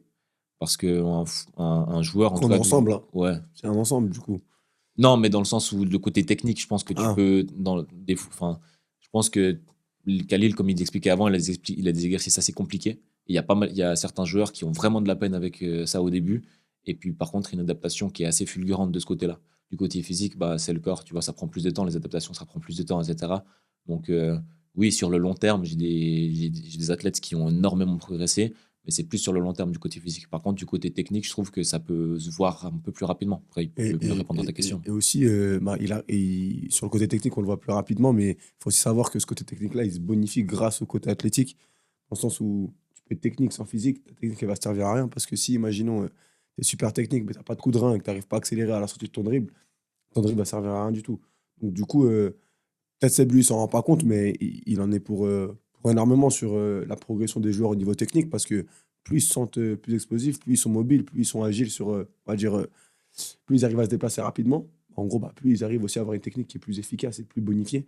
Mais moi, par contre, j'aurais un exemple quand même on va dire, qui résume pour moi on va dire, le profil parfait pour s'améliorer en étant à tout niveau. On avait un joueur il y a 4 ans, Omar, qui venait d'Égypte. Et puis, en gros, qui avait aucune formation football. Il est arrivé en nous disant je vais aller jouer à balle. Ok. Donc, j'ai dit ok. Il n'avait jamais fait de foot. Il avait fait Il du fait foot, mais au bled. au bled, tu vois. Et puis, Ok. En Égypte. Mais il venait ici pour l'école, mais lui a dit il venait pour l'école, mais en vrai, c'était parce qu'il voulait réussir dans le foot en Europe. Bref, ce monsieur-là, du coup, on l'a vu en séance. On a fait la première séance avec lui. J'ai dit frérot, balle, c'est loin, mec. Là, faut que tu repars, comme il a dit Seb, à la base. Donc, du coup, il a commencé au plus bas niveau junior. Donc, il avait 17 ans quand il est arrivé. Il a commencé au plus bas niveau de A. Il jouait... Non, pas le plus bas. A premier degré, c'est l'avant-dernier niveau, non? Ouais. Voilà, il était en A premier degré. Et puis, en gros, petit à petit, depuis 4 ans, il a fait que de travailler. Franchement, mais vraiment, il a travaillé. Il s'est donné les moyens, il n'a pas lâché. Personne ne croit en lui. Personne n'a cru en lui ici. Et lui, par contre, il croit en lui, mais d'une manière, c'est choquant. Limite, parfois, on s'embrouille tellement il croit en lui. Et parfois, parce qu'il est naïf, parce qu'il croit tellement en ses rêves que on veut pas lui enlever ça, mais parfois, on essaie de le faire, pas revenir à la réalité, mais lui prendre conscience qu'il y a aussi d'autres paramètres à prendre en considération quand il prend une décision. Et cette personne-là, aujourd'hui, il a signé dans un club de D2 espagnol. Il est dans l'équipe réserve, une équipe de D2 espagnol. Donc, on le félicite d'ailleurs pour ça. On est très fiers de lui, mais lui, c'est typiquement pour moi l'exemple, comme tu dis, un exemple d'un joueur qui était vraiment nul à la base. Et je le dis nul avec un grand N. Il n'arrivait pas à faire un contrôle correctement. Et il le sait, n'arrivait pas à on lui a faire... dit. Mais il le sait, on lui dit. C'est... Même Comme je dis, nous, on physiquement. est direct, il y a pas de cachotterie. Même physiquement, c'était dur. Il arrivait, après, tu vois, il venait de sortir Il arrivait même de pas sa à courir. croissance. Il est arrivé, il était hyper grand, il avait aucune coordination, aucun contrôle de Rien son du corps, tout. aucune force, rien, tu vois. Et Quand il franchement, frappait, il tombait et tout. ouais, non, Franchement, c'était une vraiment, dinguerie. c'était incroyable. Et bah, tu me demandais avant s'il y a un joueur qui m'écrit des fois à 2-3 heures du matin. C'est lui. Lui-même, hier soir, il m'a écrit à 23h30, il m'a dit, grosse semaine prochaine, je suis là, je reviens d'Espagne, on s'entraîne. Donc, tu vois, il y a quand même toujours il y a toujours ce truc de, oui, Ouais, il y a des Mais il a joueurs la qui, dalle, en il a la fait. dalle, ah là, il a la dalle à mort. il a la Il a la dalle de dalle à fou. mort. Et avec lui, on a été dur. On s'est pris la tête. On s'est pris la tête. Parfois, par exemple, on lui dit fais un contrôle orienté. Il a dit non, moi je contrôle pas orienté. Fais des têtes. Non, c'était drôle. Franchement, Ok. franchement c'est. Lui, mais on le kiffe. C'est quelqu'un, mais on est fiers de lui parce que je trouve que de tous les joueurs qu'on a eu, c'est le joueur qui est parti du plus bas, mais qui a atteint le même niveau ou voire mieux que certains, tu vois, juste grâce à sa dalle. Et du coup, c'est l'exemple parfait de la question que tu disais avant. En gros, Et quel est l'exemple marquant? si, parce qu'il y a beaucoup de gens qui crochent hein, vraiment beaucoup en fait en leur rêve, notamment dans le foot. Mhm. C'est un sport où c'est très très très dur de devenir professionnel. Mhm. C'est arrivé que vous ayez des athlètes, enfin, des footballeurs de genre 25 ans, 27 ans qui viennent vers vous et qui vous disent hey, les gars, là c'est ma dernière chance, là je vais devenir professionnel. Ouais, Oui. ouais, ouais. Et à Oui, ce oui. moment-là, selon vous et votre expertise, c'est encore possible ou pas? C'est dur, mais c'est toujours possible, je pense. Oui. Après, évidemment, si le gars, il arrive à 25 ans et il arrive dans le même état que Omar, qui est On va arrivé à dire c'est 17 ans, chaud. là, on va dire, oh. C'est compliqué. Mais si le joueur, il a déjà un certain vécu, tu vois, un certain background, Un bon bagage. et un bon bagage, et puis que, oui, moi, je pense que c'est toujours possible. Après, c'est toujours dur. Après, c'est aussi, bah, toujours une question un petit peu de chance, tu vois. Ouais. Leur chance. Dans À tous les partir de cas, ce tu moment-là, vois. c'est surtout ça qui compte. Le talent, il peut l'avoir, les capacités, il peut l'avoir. C'est pour ça que je dis toujours à Calais, le foot, c'est un sport de merde. Moi, j'aime pas ce sport parce que ça dépend. Il y a vraiment plein de choses qui dépendent pas de toi, tu vois. Ouais. Tu peux être le meilleur joueur du monde, tu peux être hyper bon, que ce soit physiquement, cognitivement, peu importe, techniquement, etc. Mais si t'as pas l'opportunité, s'il y a pas quelqu'un qui te voit, qui croit en toi, qui a la vision sur toi, bah, tu peux avoir les meilleurs résultats que tu veux, tu vois, tu feras pas C'est chaud. forcément monter. Donc c'est ça qui est dur. Mais du coup, oui, un joueur, on en a eu des gars qui ont 24, 25, 26 Bien ans, sûr. qui nous disent les gars, là c'est la dernière, l'année prochaine c'est ma dernière chance. Donc là je donne tout cette année et puis on verra si ça marche ou pas, tu vois. Et vous commencerez par quoi? Par travailler quoi? Comme d'hab. Comme d'hab, on fait notre séance test, comme on t'a expliqué Comme d'hab. avant. Séance test, on discute avec lui, on regarde, parce que forcément, un joueur a toujours des capacités, il a toujours des qualités et des défauts. Donc, bah, forcément, tu vas pas forcément t'arrêter sur les qualités, même si tu vas continuer à essayer de les bonifier. Toujours. Et après, tu t'arrêtes plus sur les défauts, tu essaies de corriger ça, et puis voilà. En gros, tu renforces les points forts en égalisant les points faibles. Ouais. Tout simplement. Mais si maintenant, au niveau financier, il est dans le rouge, enfin, il n'a pas forcément de revenus, Ouais. mais qui vient vers vous, On n'arrange pas. Enfin, dans le sens où on essaie de trouver des terrains d'entente. Mais au début, quand on a commencé à faire ça, nous, on avait des prix bas. On ne demandait pas des prix hauts parce qu'on ne s'estimait pas, on va dire, à la hauteur de ces prix-là. On s'est dit, on sait qu'on a des bons entraînements, mais on n'a pas encore l'expertise qui va avec, on n'a pas encore l'expérience. Et du coup, à ce moment, quand on a commencé, on était quoi, 30 balles la séance? On était rien du tout. Puis au fur et à mesure, on a toujours augmenté nos prix, mais avec l'évolution de la demande, avec l'évolution des projets, parce que voilà, ces projets-là ont demandé des coûts. Et du coup, on a toujours augmenté les prix, puis on a toujours dit dès le début, on va toujours avoir une politique de prix uniforme. Il n'y a pas un qui sera avantagé par rapport à un autre, par exemple, parce que si je fais l'avantage à lui, pourquoi je ne ferai pas à l'autre? Et en gros, c'est quelque chose où moi, plus que Sébastien, j'avais beaucoup de mal, parce que j'étais toujours en mode arrangeant. Ah, t'inquiète, frérot, on s'arrange, ça, nanana. Sauf que j'ai vite compris que quand j'ai fait ça, bah, j'allais jamais évoluer, en fait. Parce que voilà, malgré tout, nous, on prend du temps sur nous. Ça a un certain coût. Et on peut pas, on va dire, aider une personne sans qu'elle investisse sur elle-même. Parce que pour moi, le fait de payer une séance, on va dire, moi, je suis contre les prix actuels parce que je trouve que aujourd'hui, se payer une séance de sport, c'est devenu hors de prix. Mais malheureusement, voilà, c'est la loi qui fait les choses comme ça. Et puis, on doit se soumettre aux lois et à la concurrence qui est imposée. Mais on va dire, aujourd'hui, un joueur de foot, il n'a pas beaucoup de moyens et qui veut réussir et qu'il n'a rien. Malheureusement, il doit investir un peu sur lui-même. Et puis, aujourd'hui, tous les jeunes, même s'ils ont très peu de moyens, tu les verras tous avec des Louis Vuitton, tu les verras tous avec des casquettes Gucci, tu les verras tous avec quand même des chaussures qui coûtent des choses, qui coûtent, je pense, un pack chez nous, par exemple. Et au lieu d'aller s'acheter ces choses-là à ce moment-là, bah, peut-être qu'ils devraient peut-être prioriser le fait d'investir sur eux-mêmes pour ensuite s'acheter des choses comme ça toute leur vie s'ils veulent. Mais en gros, C'est fort ce que tu dis. je sais que pour certains, c'est pas facile.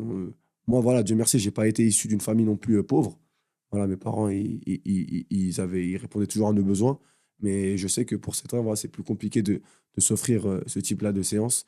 Mais je sais que s'ils veulent, ils peuvent le faire. Par exemple, on avait un garçon de 17 ans qui voulait absolument s'entraîner, qui n'avait pas forcément des moyens. Il allait tous les samedis matins travailler à Denner. Il faisait ses 200-300 francs par mois. Avec ses 200-300 francs, il se payait ses 4-5 séances avec nous. Et puis voilà. Et au final, aujourd'hui, il est bien, quoi. Donc, il ne regrette pas de l'avoir fait. Tu vois, on n'arrange pas. Enfin, on essaie de toujours de trouver un terrain d'entente, tu vois. S'il faut diviser le pack en 3 paiements, tu vois, on va toujours le faire, tu vois. On essaie Ouais, de toujours trouver. Puis, ce qu'on a mis en place à la salle, c'est qu'on a essayé d'avoir une solution pour tout le monde, justement. C'est-à-dire que bah, pour les gens qui n'ont pas forcément les moyens de se payer une séance, des séances en privé, on a les prix de groupe, tu vois. On dit, bah, ok, bah, prends un poteau à toi, tiens, on t'intègre à ce groupe, etc. Les prix de groupe, c'est moins cher. Ou alors, bah, gros, tu nous payes une fois un petit tarot. Par exemple, de mon côté, je te fais un petit programme et tu peux venir à la salle, t'entraîner et faire ce programme sans que moi, je doive prendre une heure pour toi, etc. Donc, on a toujours un une arrangement. manière de faire pour que la personne, elle puisse quand même s'entraîner, mais sans dire, bon, bah, vas-y, t'as pas de bif, mais vas-y, peut-être tu vas réussir, on te fait 50%. On fait pas ça, Non, tu non, vois. jamais. Aussi, Jamais, aussi jamais. parce que, bah, voilà, tu vois, Faut les responsabiliser. ça les responsabilise eux, et puis bah, nous, malgré tout, on a aussi des responsabilités. Ça veut dire que bah, on a ouvert une salle de sport, tu vois, ça implique des coûts, des responsabilités, des charges financières, Mhm. et puis c'est notre seul revenu, hein. Et beaucoup de gens disent ah vous faites du bif, hein, puis que vous êtes bien, etc. Mais il faut se dire que peut-être que oui, ils voient que l'argent qui rentre parce ils payent une séance et ils se disent putain, s'il y a tous ces gens-là qui payent, ils se mettent bien. Sauf que derrière, il y a beaucoup de charges derrière, tu vois, parce qu'on a une entreprise, on a une SARL, etc. Donc ça implique Mhm. beaucoup de coûts, beaucoup de Mhm. charges. Il y a Mhm. la loi, ça te taxe, hein, tu Ouais. vois, c'est dur. Et puis c'est ça qu'on essaie d'expliquer aussi aux gens, tu vois. C'est pas que, franchement, on fait ça pas du tout par esprit, Ça sert plus d'argent. pas du tout par esprit pécunier, parce que les deux, on est des passionnés dans ce qu'on fait, tu vois. D'ailleurs, on se paye le minimum pour pouvoir Vivre. continuer, pour pouvoir continuer à développer le projet, etc., tu vois. Donc c'est vraiment pas l'aspect qui est mis en avant chez nous, mais malgré tout, bah voilà, effectivement, on sait que les prix d'une séance, ça peut être élevé pour certains, etc. On essaie de trouver des solutions pour tout le monde, mais on est obligé de se plier à ça parce que nous aussi, on a des obligations derrière, quoi. C'est tout. Et aussi, ce qui est cool dans cette salle, c'est qu'on a aussi pas mal de. On va dire, j'aime pas le mot client. On est obligé de l'employer comme ça, mais moi, j'aime pas ce mot. Parce que je trouve qu'on n'a pas de clients, on a des athlètes ou des gens qu'on coach, tout simplement. Et ces gens-là, il y en a qui nous suivent depuis le début. Depuis 5 ans, ils s'entraînent avec nous. Ils ont vu l'augmentation des prix d'année en année. Mais ils sont toujours là. Et puis, on leur dit aujourd'hui, quand vous venez dans cette salle, sachez que c'est vous qui avez payé cette salle. Parce que nous, on a fourni le travail, on a fourni, on va dire, le service. Mais au final, c'est eux qui nous ont fait confiance et c'est eux qui ont payé cette salle, c'est eux qui ont payé toutes ces machines, c'est eux qui ont payé tout ça parce qu'on n'a pas fait de crédit bancaire On n'a aucun investisseur qui nous a aidés. On a eu des offres, des propositions, mais on a toujours voulu faire tout par nous-mêmes. C'est pour ça qu'on a été patient, qu'on a attendu beaucoup de temps avant d'ouvrir cette salle. Et on va dire cette salle, c'est un peu la salle du peuple parce que quand quelqu'un qui nous a fait confiance depuis 5 ans, maintenant, qui s'entraîne chez nous, il vient dans cette salle, il se dit, ah, du coup, j'ai payé tout ça. Et quand j'ai payé tout ça, c'était pour ouvrir ça. Donc là, je suis un peu chez moi ici. Et on veut qu'ils se considèrent chez eux. Et c'est pour ça, il y en a parfois, il y a des petits, ils viennent, qu'on entraîne depuis qu'ils ont 9 ans. Maintenant, ils ont 14 ans, tu vois, ils commencent à découvrir la vie, tout ça, nanana. Quand ils viennent, ils disent, ah, là, je suis à la maison. Là, je suis chez moi, ici. Ah, On a installé une petite play dans le bureau, des fois, ça parfois, session ça fait FIFA, des hein, thunes, maison de ça quartier. tue, Ah, tu vois, maison en de mode, ils quartier. sont à la maison, vraiment. Tu Maison vois, de et quartier. puis, ils se sentent concernés par. Pour eux, c'est chez eux, tu vois. Genre, ils nous voient comme des grands frères parce qu'on les a vus grandir. Et même des parents. Parfois, il y a quelqu'un qu'on a coaché, il avait 60 ans. Il a 60 ans maintenant, quand on a commencé à le coacher, il avait 56 ans. Et encore aujourd'hui, il vient à la salle et puis il est toujours heureux de venir et il dit, moi, j'ai participé à ce projet-là. Tu vois ce que je veux dire? Et puis, ça, au final, le côté financier, parfois, ça peut être problématique pour certains, mais malheureusement, il est impératif, on va dire, pour pouvoir évoluer aujourd'hui. Aujourd'hui, je parle bien aujourd'hui, et dans notre pays. Et là, je vais revenir encore un peu sur le point de la performance. S'il y a un athlète qui vient chez vous, enfin, comment est-ce que vous faites lorsqu'un athlète vient, mais il a une baisse de motivation et Ça que arrive. justement les performances commencent à diminuer? Franchement, ça arrive. Après, c'est un peu au cas par cas, c'est un peu en fonction de la situation, tu vois. Donc, ça arrive. Alors, nous, on va toujours essayer, comme on disait au début, de soutenir, d'être là pour lui, tu vois, de le conseiller et de lui montrer que, lui donner plein d'exemples d'autres personnes à qui c'est arrivé la même chose ou qui ont eu des passages Mhm. difficiles dans leur carrière. C'est pas pour autant qu'ils ont arrêté et puis que leur carrière elle s'est éteinte, tu vois. Donc, on essaie d'apporter un soutien mental, moral, de continuer à entraîner le gars. Mais franchement, c'est arrivé que, je me rappelle, il y a eu 2, 3 joueurs sur un mois, ils venaient seulement à la salle. Ils s'entraînaient même pas. Ils venaient à la salle, on ne disait pas, tu sais quoi, viens, tu te poses, on discute, on se pose ensemble, etc. Mhm. Et puis, juste, tu prends le temps de laisser au gars digérer ses frustrations, ses difficultés, etc. Mhm. Mais comme on disait un peu au début, c'est ça, c'est un accompagnement. On essaie de l'accompagner, d'être là pour lui, mais pas comme des coachs, comme ses gars, tu vois. Comme s'il Mhm. avait besoin de conseils, de conseils de ses potos, tu vois. Et c'est ça un peu qu'on fait, franchement. Mhm. Après, tu vois, on n'a pas la. Il y a des formations de préparateur mental, tu peux être psychologue du sport, etc. Il y a des gens qui vont faire ça, mais on n'a pas Non, pas ça. l'ambition et enfin, on n'est pas des vrais préparateurs mentaux, donc il y a des vrais experts de ça. Nous, ce qu'on essaie de proposer, c'est plus voilà, un soutien moral, mental, grâce à la relation qu'on a créée avec eux, tu vois, plutôt, c'est ça. Juste comme des frères, tout simplement. Mhm. Tu vois, un gars, il est pas bien, c'est juste de savoir pourquoi il est pas bien et puis d'essayer de lui remonter le moral, tout simplement. Mais on n'est pas des préparateurs mentaux, on n'est pas des. Enfin, on n'a pas fait d'études pour ça, hein. Juste qu'on sait que le bien-être, c'est important et que ça fait toujours plaisir de pouvoir partager quelque chose avec quelqu'un, puis surtout que cette personne-là te comprenne. Parce qu'elle a vécu la même chose que toi, tu vois ce que je veux dire? Mhm. Mhm. Et c'est aussi simple que ça. Et si vous aviez eu un pic performance, mais quand vous aviez 13, 14 ans, quand vous étiez vraiment encore à fond dans vos disciplines, est-ce que vous pensiez que vous serez devenu, bien d'accord avec des si, est-ce que vous serez devenu professionnel? Ah, Alors, je pourrais pas te dire est-ce que je serais devenu professionnel. Par contre, je pense que j'aurais eu plus de clés pour affronter les étapes que je devais franchir pour arriver professionnel. Mais par contre, arriver professionnel, ça, il y a trop de paramètres qu'on ne contrôle pas. Donc, du coup, mais par contre, je sais que le fait d'avoir été accompagné par quelqu'un qui est neutre, en fait, qui ne pense pas, on va dire, à sa gloire ni à son poste, parce que s'il perd, je sais pas, 5 matchs, il risque de se faire virer. Qu'il est juste quelqu'un de neutre qui veut juste ton bien et ton évolution. Alors, je pense que oui, c'est utile parce que, comme Seb l'a dit, on vit dans un monde où le sport d'élite, ça devient un monde de plus en plus concurrentiel et dans lequel, on va dire, c'est de plus en plus dur. Et il faut être prêt à vivre ces choses-là. Et comme nous, on les a vécues, on peut conseiller. Puis si j'avais connu, moi, quand j'étais petit et que j'avais 13 ans, 14 ans et que je rêvais de foot, quelqu'un qui avait vécu ces choses-là et qui me conseillait chaque semaine, même parfois 2 fois par semaine, parfois, je sais pas, il venait voir mes matchs et à la fin du match, il me disait, ah, t'as été galère aujourd'hui, ah, t'aurais pu améliorer ça, t'aurais pu améliorer ci. Et ben, t'as mal réagi, t'as réagi sous l'émotion quand le gars il t'a mis un coup, tu t'es pris un rouge bête. Et ben, je sais que si quelqu'un me réprimandait sur ces choses-là, peut-être j'aurais pas été pro longtemps, ou j'aurais pas été pro tout court, mais en tout cas, j'aurais eu des meilleures armes pour me défendre, tout simplement. Mhm. D'accord. Et puis pour toi, Seb? Oh, moi, c'est un peu différent parce que j'ai pas. Enfin, comme je te disais, dans la capoeira, tu vois, c'est pas la même chose. C'est incomparable au football. C'est-à-dire que moi, j'ai arrêté la capoeira pour développer le projet là qu'on a à Peak Performance. Mais si j'avais Mhm. continué, bah, j'aurais pu peut-être ouvrir une école de capoeira puis vivre de ça. Donc, c'est pas vraiment la même chose, tu vois.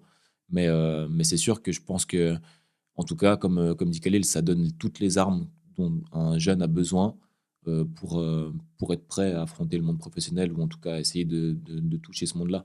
Après, s'il réussit, s'il réussit pas, ça dépend pas que de nous, évidemment, tu vois. Et on n'a pas la prétention de dire, ah, si t'es. En tout cas, les quelques joueurs qu'on a pris à un niveau plus bas et puis qui aujourd'hui évoluent en semi-pro ou en pro, etc., on n'a jamais la prétention de dire que c'est grâce à nous. Ouais, Vraiment pas, jamais. tu vois.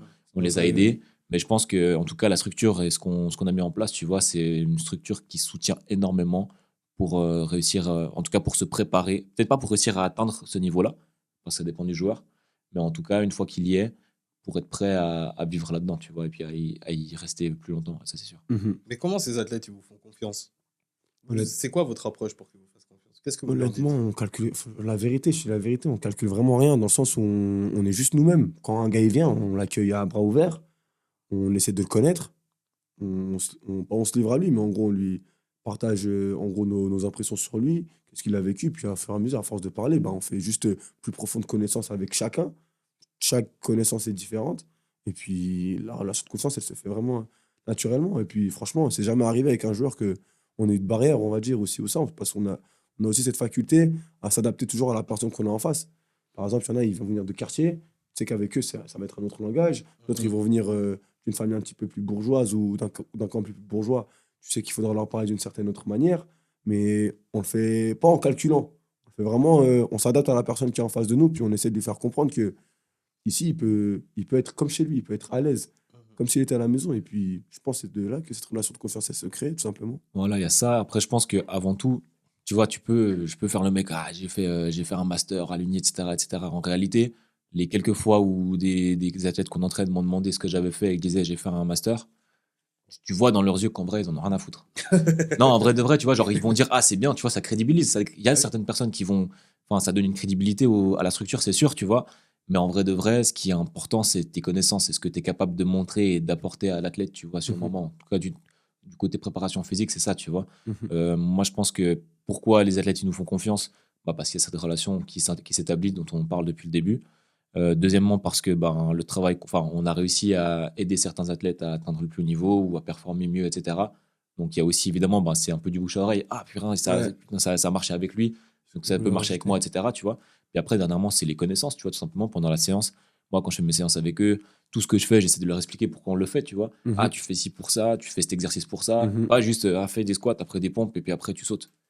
Et le gars, il sait pas pourquoi il le fait, il va le faire. Il va dire, ah, c'est stylé, j'ai senti ça brûler, tu vois, mais il sait pas pourquoi. Mhm, mhm. Chacun de mes exercices, je vais expliquer pourquoi je le fais, dans quel but, pourquoi spécifiquement pour le football c'est intéressant, etc., etc., etc.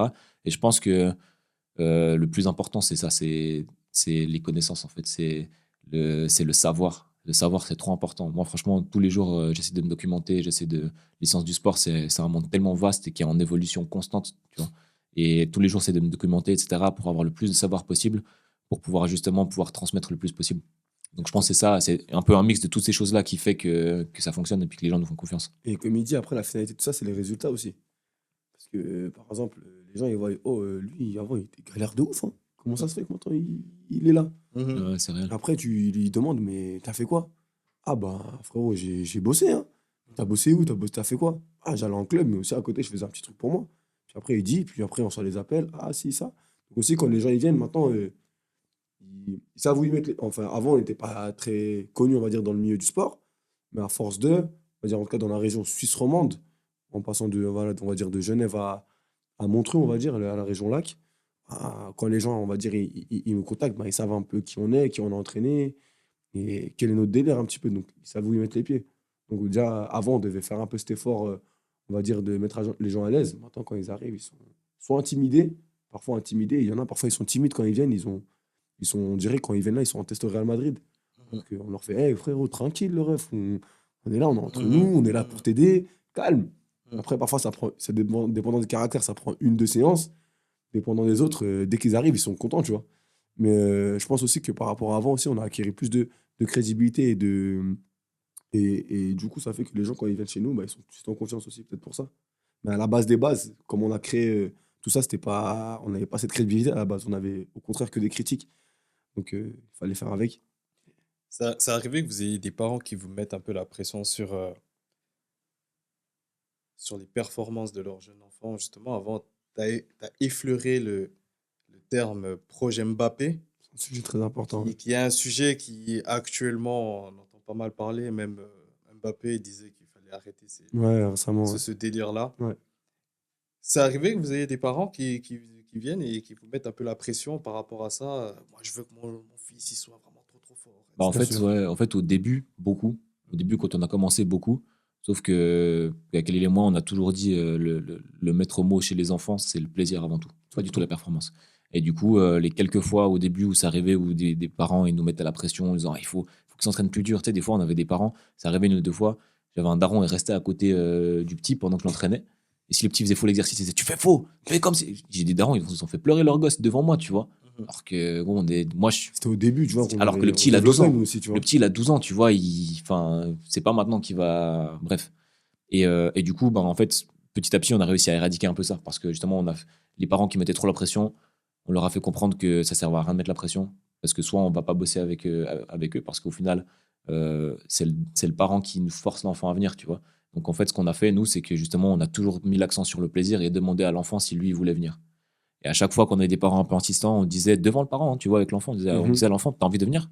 Tu veux t'entraîner avec nous? Ça te fait plaisir de faire? Parce que si ça te fait pas plaisir, ça sert à rien qu'on bosse ensemble. Tu vois. Nous, on a envie de bosser avec toi parce qu'on a envie que tu kiffes ce que tu fais avec nous et on a envie que tu sentes que tu progresses et que ça te fait plaisir, tu vois. Mais si tu le fais pour ton père ou pour ta mère qui est là à côté de toi, fais-le pas.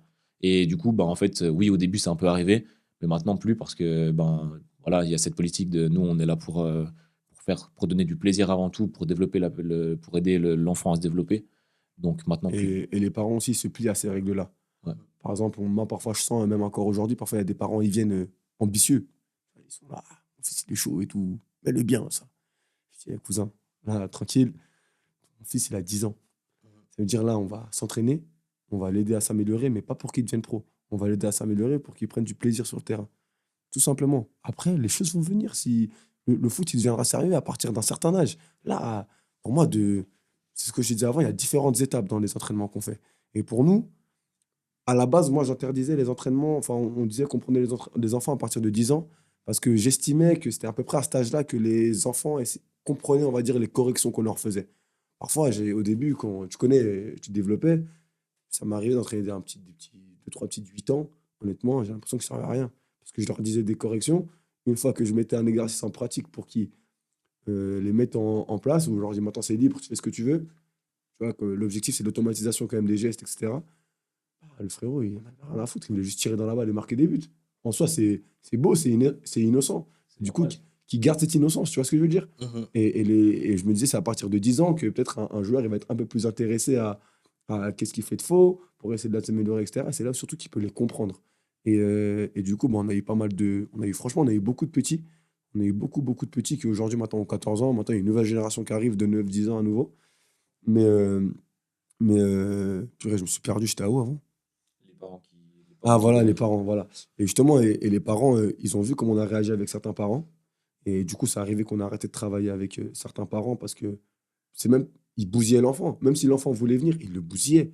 Et du coup, nous, on leur disait, t'abuses et tout. Genre, ton fils, faut que tu le laisses tranquille. Tu peux pas le mettre la pression comme ça. Parfois, même, comme il a dit, même devant les parents, on parle, ou parfois, on les prend tout seul.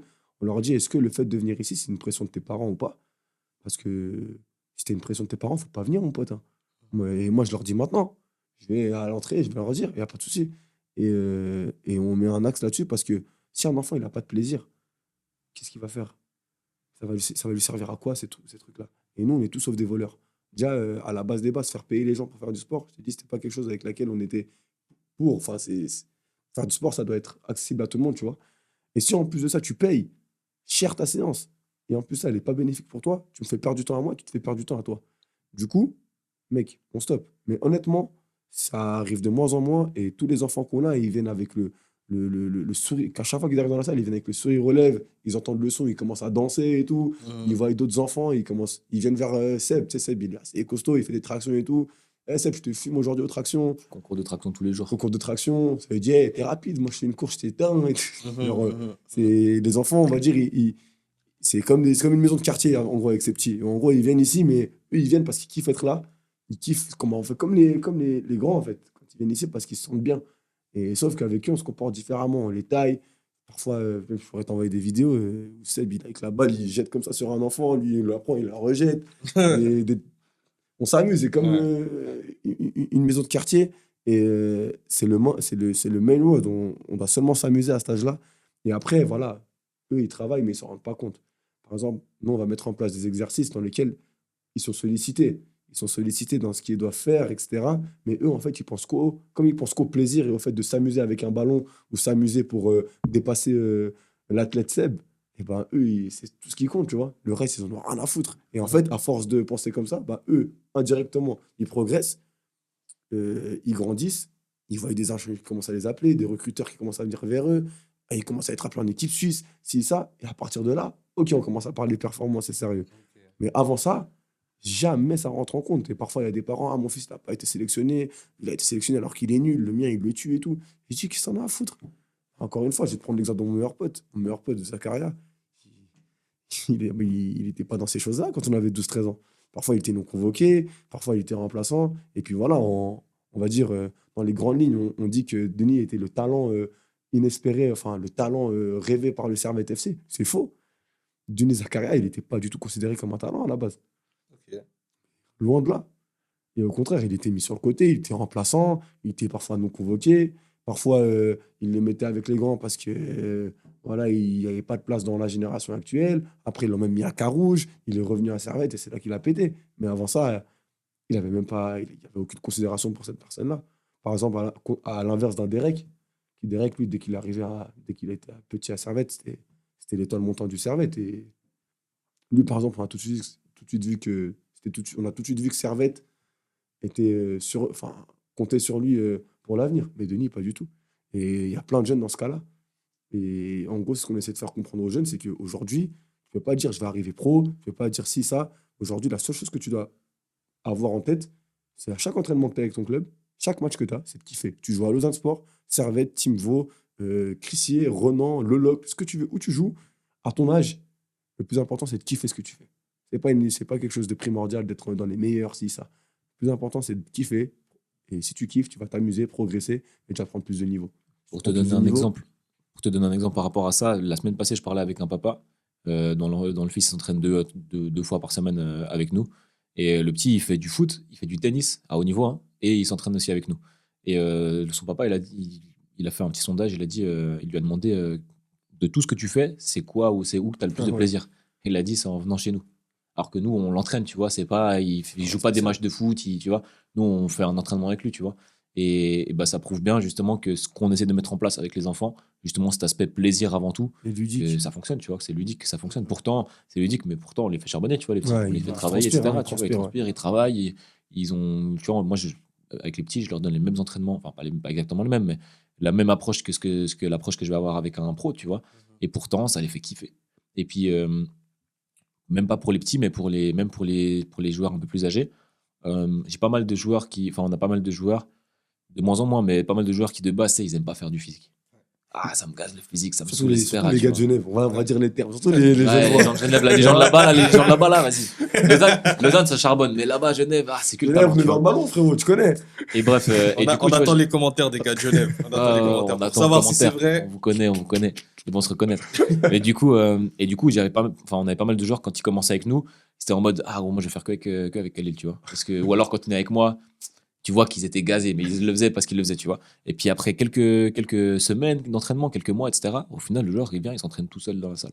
Il vient, il fait du physique tout seul. Mm. Et puis, tu vois, je discute avec lui. Il me dit, mais mec, en fait, quand je fais les entraînements avec toi, tu m'expliques ce que je fais, je comprends, et sur le terrain, je sens que ça marche. Et en vrai de vrai, le charbon, je commence à kiffer. Et on en a plus d'un qui ont dit ça, tu vois. Ouais. Et donc, c'est ça, on essaie d'échanger un peu cette mentalité-là, tu vois. Pourtant, ça travaille dur hein, avec les pros, franchement, ça pardonne pas, tu vois. Mais le fait de savoir pourquoi tu le fais, de sentir que ce que tu fais, ça fonctionne, et d'être tu vois, cette ambiance qu'on a créée autour de Pic, autour de la salle, tu rentres dans la salle, tu es là pour t'entraîner dur, etc. Mais toujours, il y a de la musique, on discute, on rigole, etc. Ça charbonne, etc.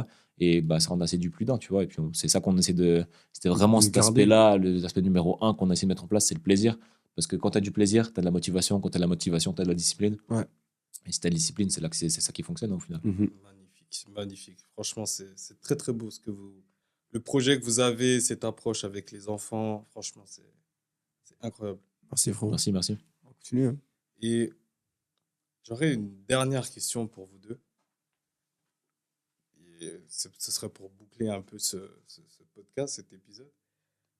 En quelques mots, vous avez le temps de réfléchir, hein, mais en quelques mots, pour vous, c'est quoi du coup le secret de la performance?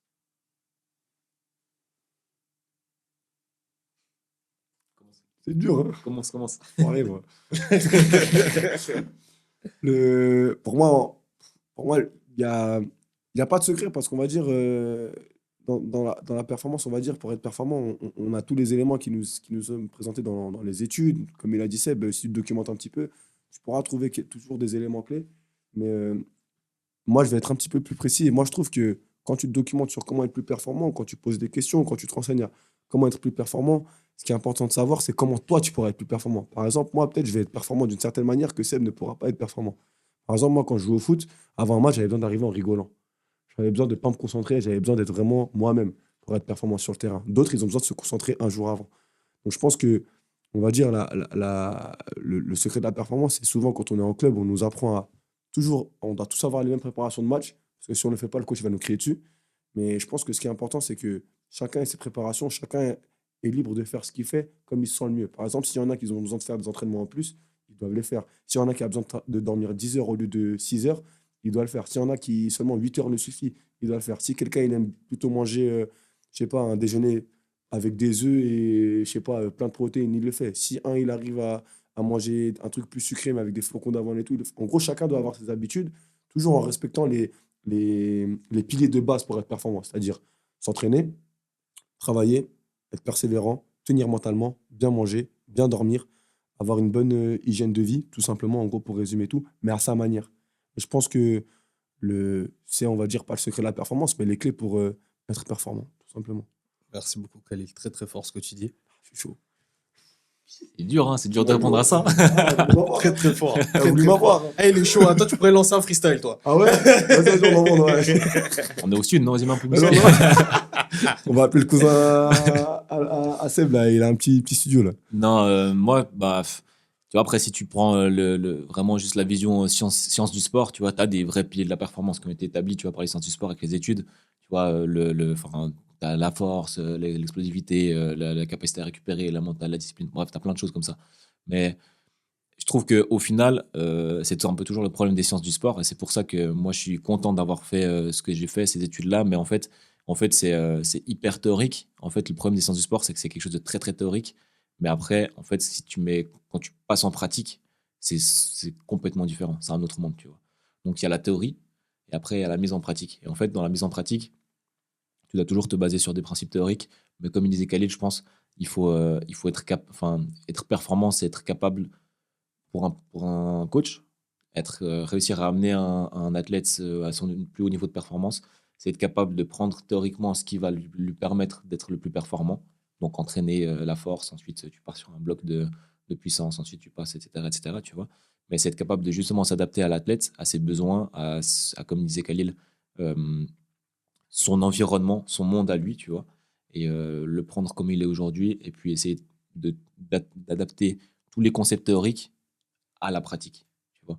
Et donc pour moi, c'est ça, être performant, tu vois, et être capable de justement avoir cette discipline de travail tout en ayant du plaisir. Parce que même, je reprends un point théorique, tu vois, mais il y a plein d'études qui montrent que en fait, le plaisir de l'entraînement, les joueurs ou les athlètes qui ont du plaisir à aller s'entraîner, généralement, c'est ceux qui réussissent le mieux parce que c'est ceux qui ont le plus de motivation. Et en fait, intrinsèquement, quand tu es plus motivé, tes entraînements ils sont plus efficaces parce que tu vas pouvoir avoir une plus grosse intensité d'entraînement. Ça veut dire concrètement, tu vas porter plus lourd, un meilleur volume d'entraînement, une meilleure charge d'entraînement, etc., tu vois. Donc en fait, tous les aspects, comme j'y revenais avant, tu vois, tous les aspects pratiques se mêlent à la théorie, tu vois. Si tu as plus de discipline et de motivation, tu t'entraînes mieux. Et donc c'est ça, en fait, c'est être capable être capable d'avoir cet aspect, tous ces aspects vraiment de plaisir pour pouvoir t'entraîner au mieux. Et c'est pour ça que nous, depuis le début, tu vois, on parle de plaisir, parce qu'on sait qu'en amenant le plaisir pour la personne, on arrivera à lui amener la discipline qu'il faut, on arrivera à lui amener le professionnalisme qu'il faut, les capacités mentales, et du coup, après, La derrière, ben, motivation. la motivation, etc. Et c'est Donc, sur ça ce va être point-là important. justement que je voulais réagir parce que récemment, j'ai vu une conférence d'Arsène Wenger, je sais plus où, je crois, à Strasbourg, un truc comme ça. Justement, il disait que une des différences entre les bons joueurs et les très bons joueurs, c'est qu'un bon joueur, il est motivé on va dire, en zigzag, et puis un très bon joueur, il est tout le temps motivé. En gros, il a utilisé le terme l'endurance de la motivation. En gros, les joueurs qui arrivent à chercher le plus haut, c'est ceux qui sont très endurants au niveau de la motivation. Et comme il a expliqué Seb, ben, voilà, s'ils ont du plaisir, ben, ils auront plus de probabilité d'être endurants que s'ils en ont pas. Très, très fort. Merci beaucoup, les gars. Merci franchement pour cet échange incroyable. J'ai appris Merci à toi, énormément de Lassana. choses. Franchement, Merci à toi c'était pour très, très fort. l'opportunité de pouvoir parler. C'est cool. C'était Khalil et Seb de Peak Performance pour Dream in Sport. À la prochaine. Merci. Merci.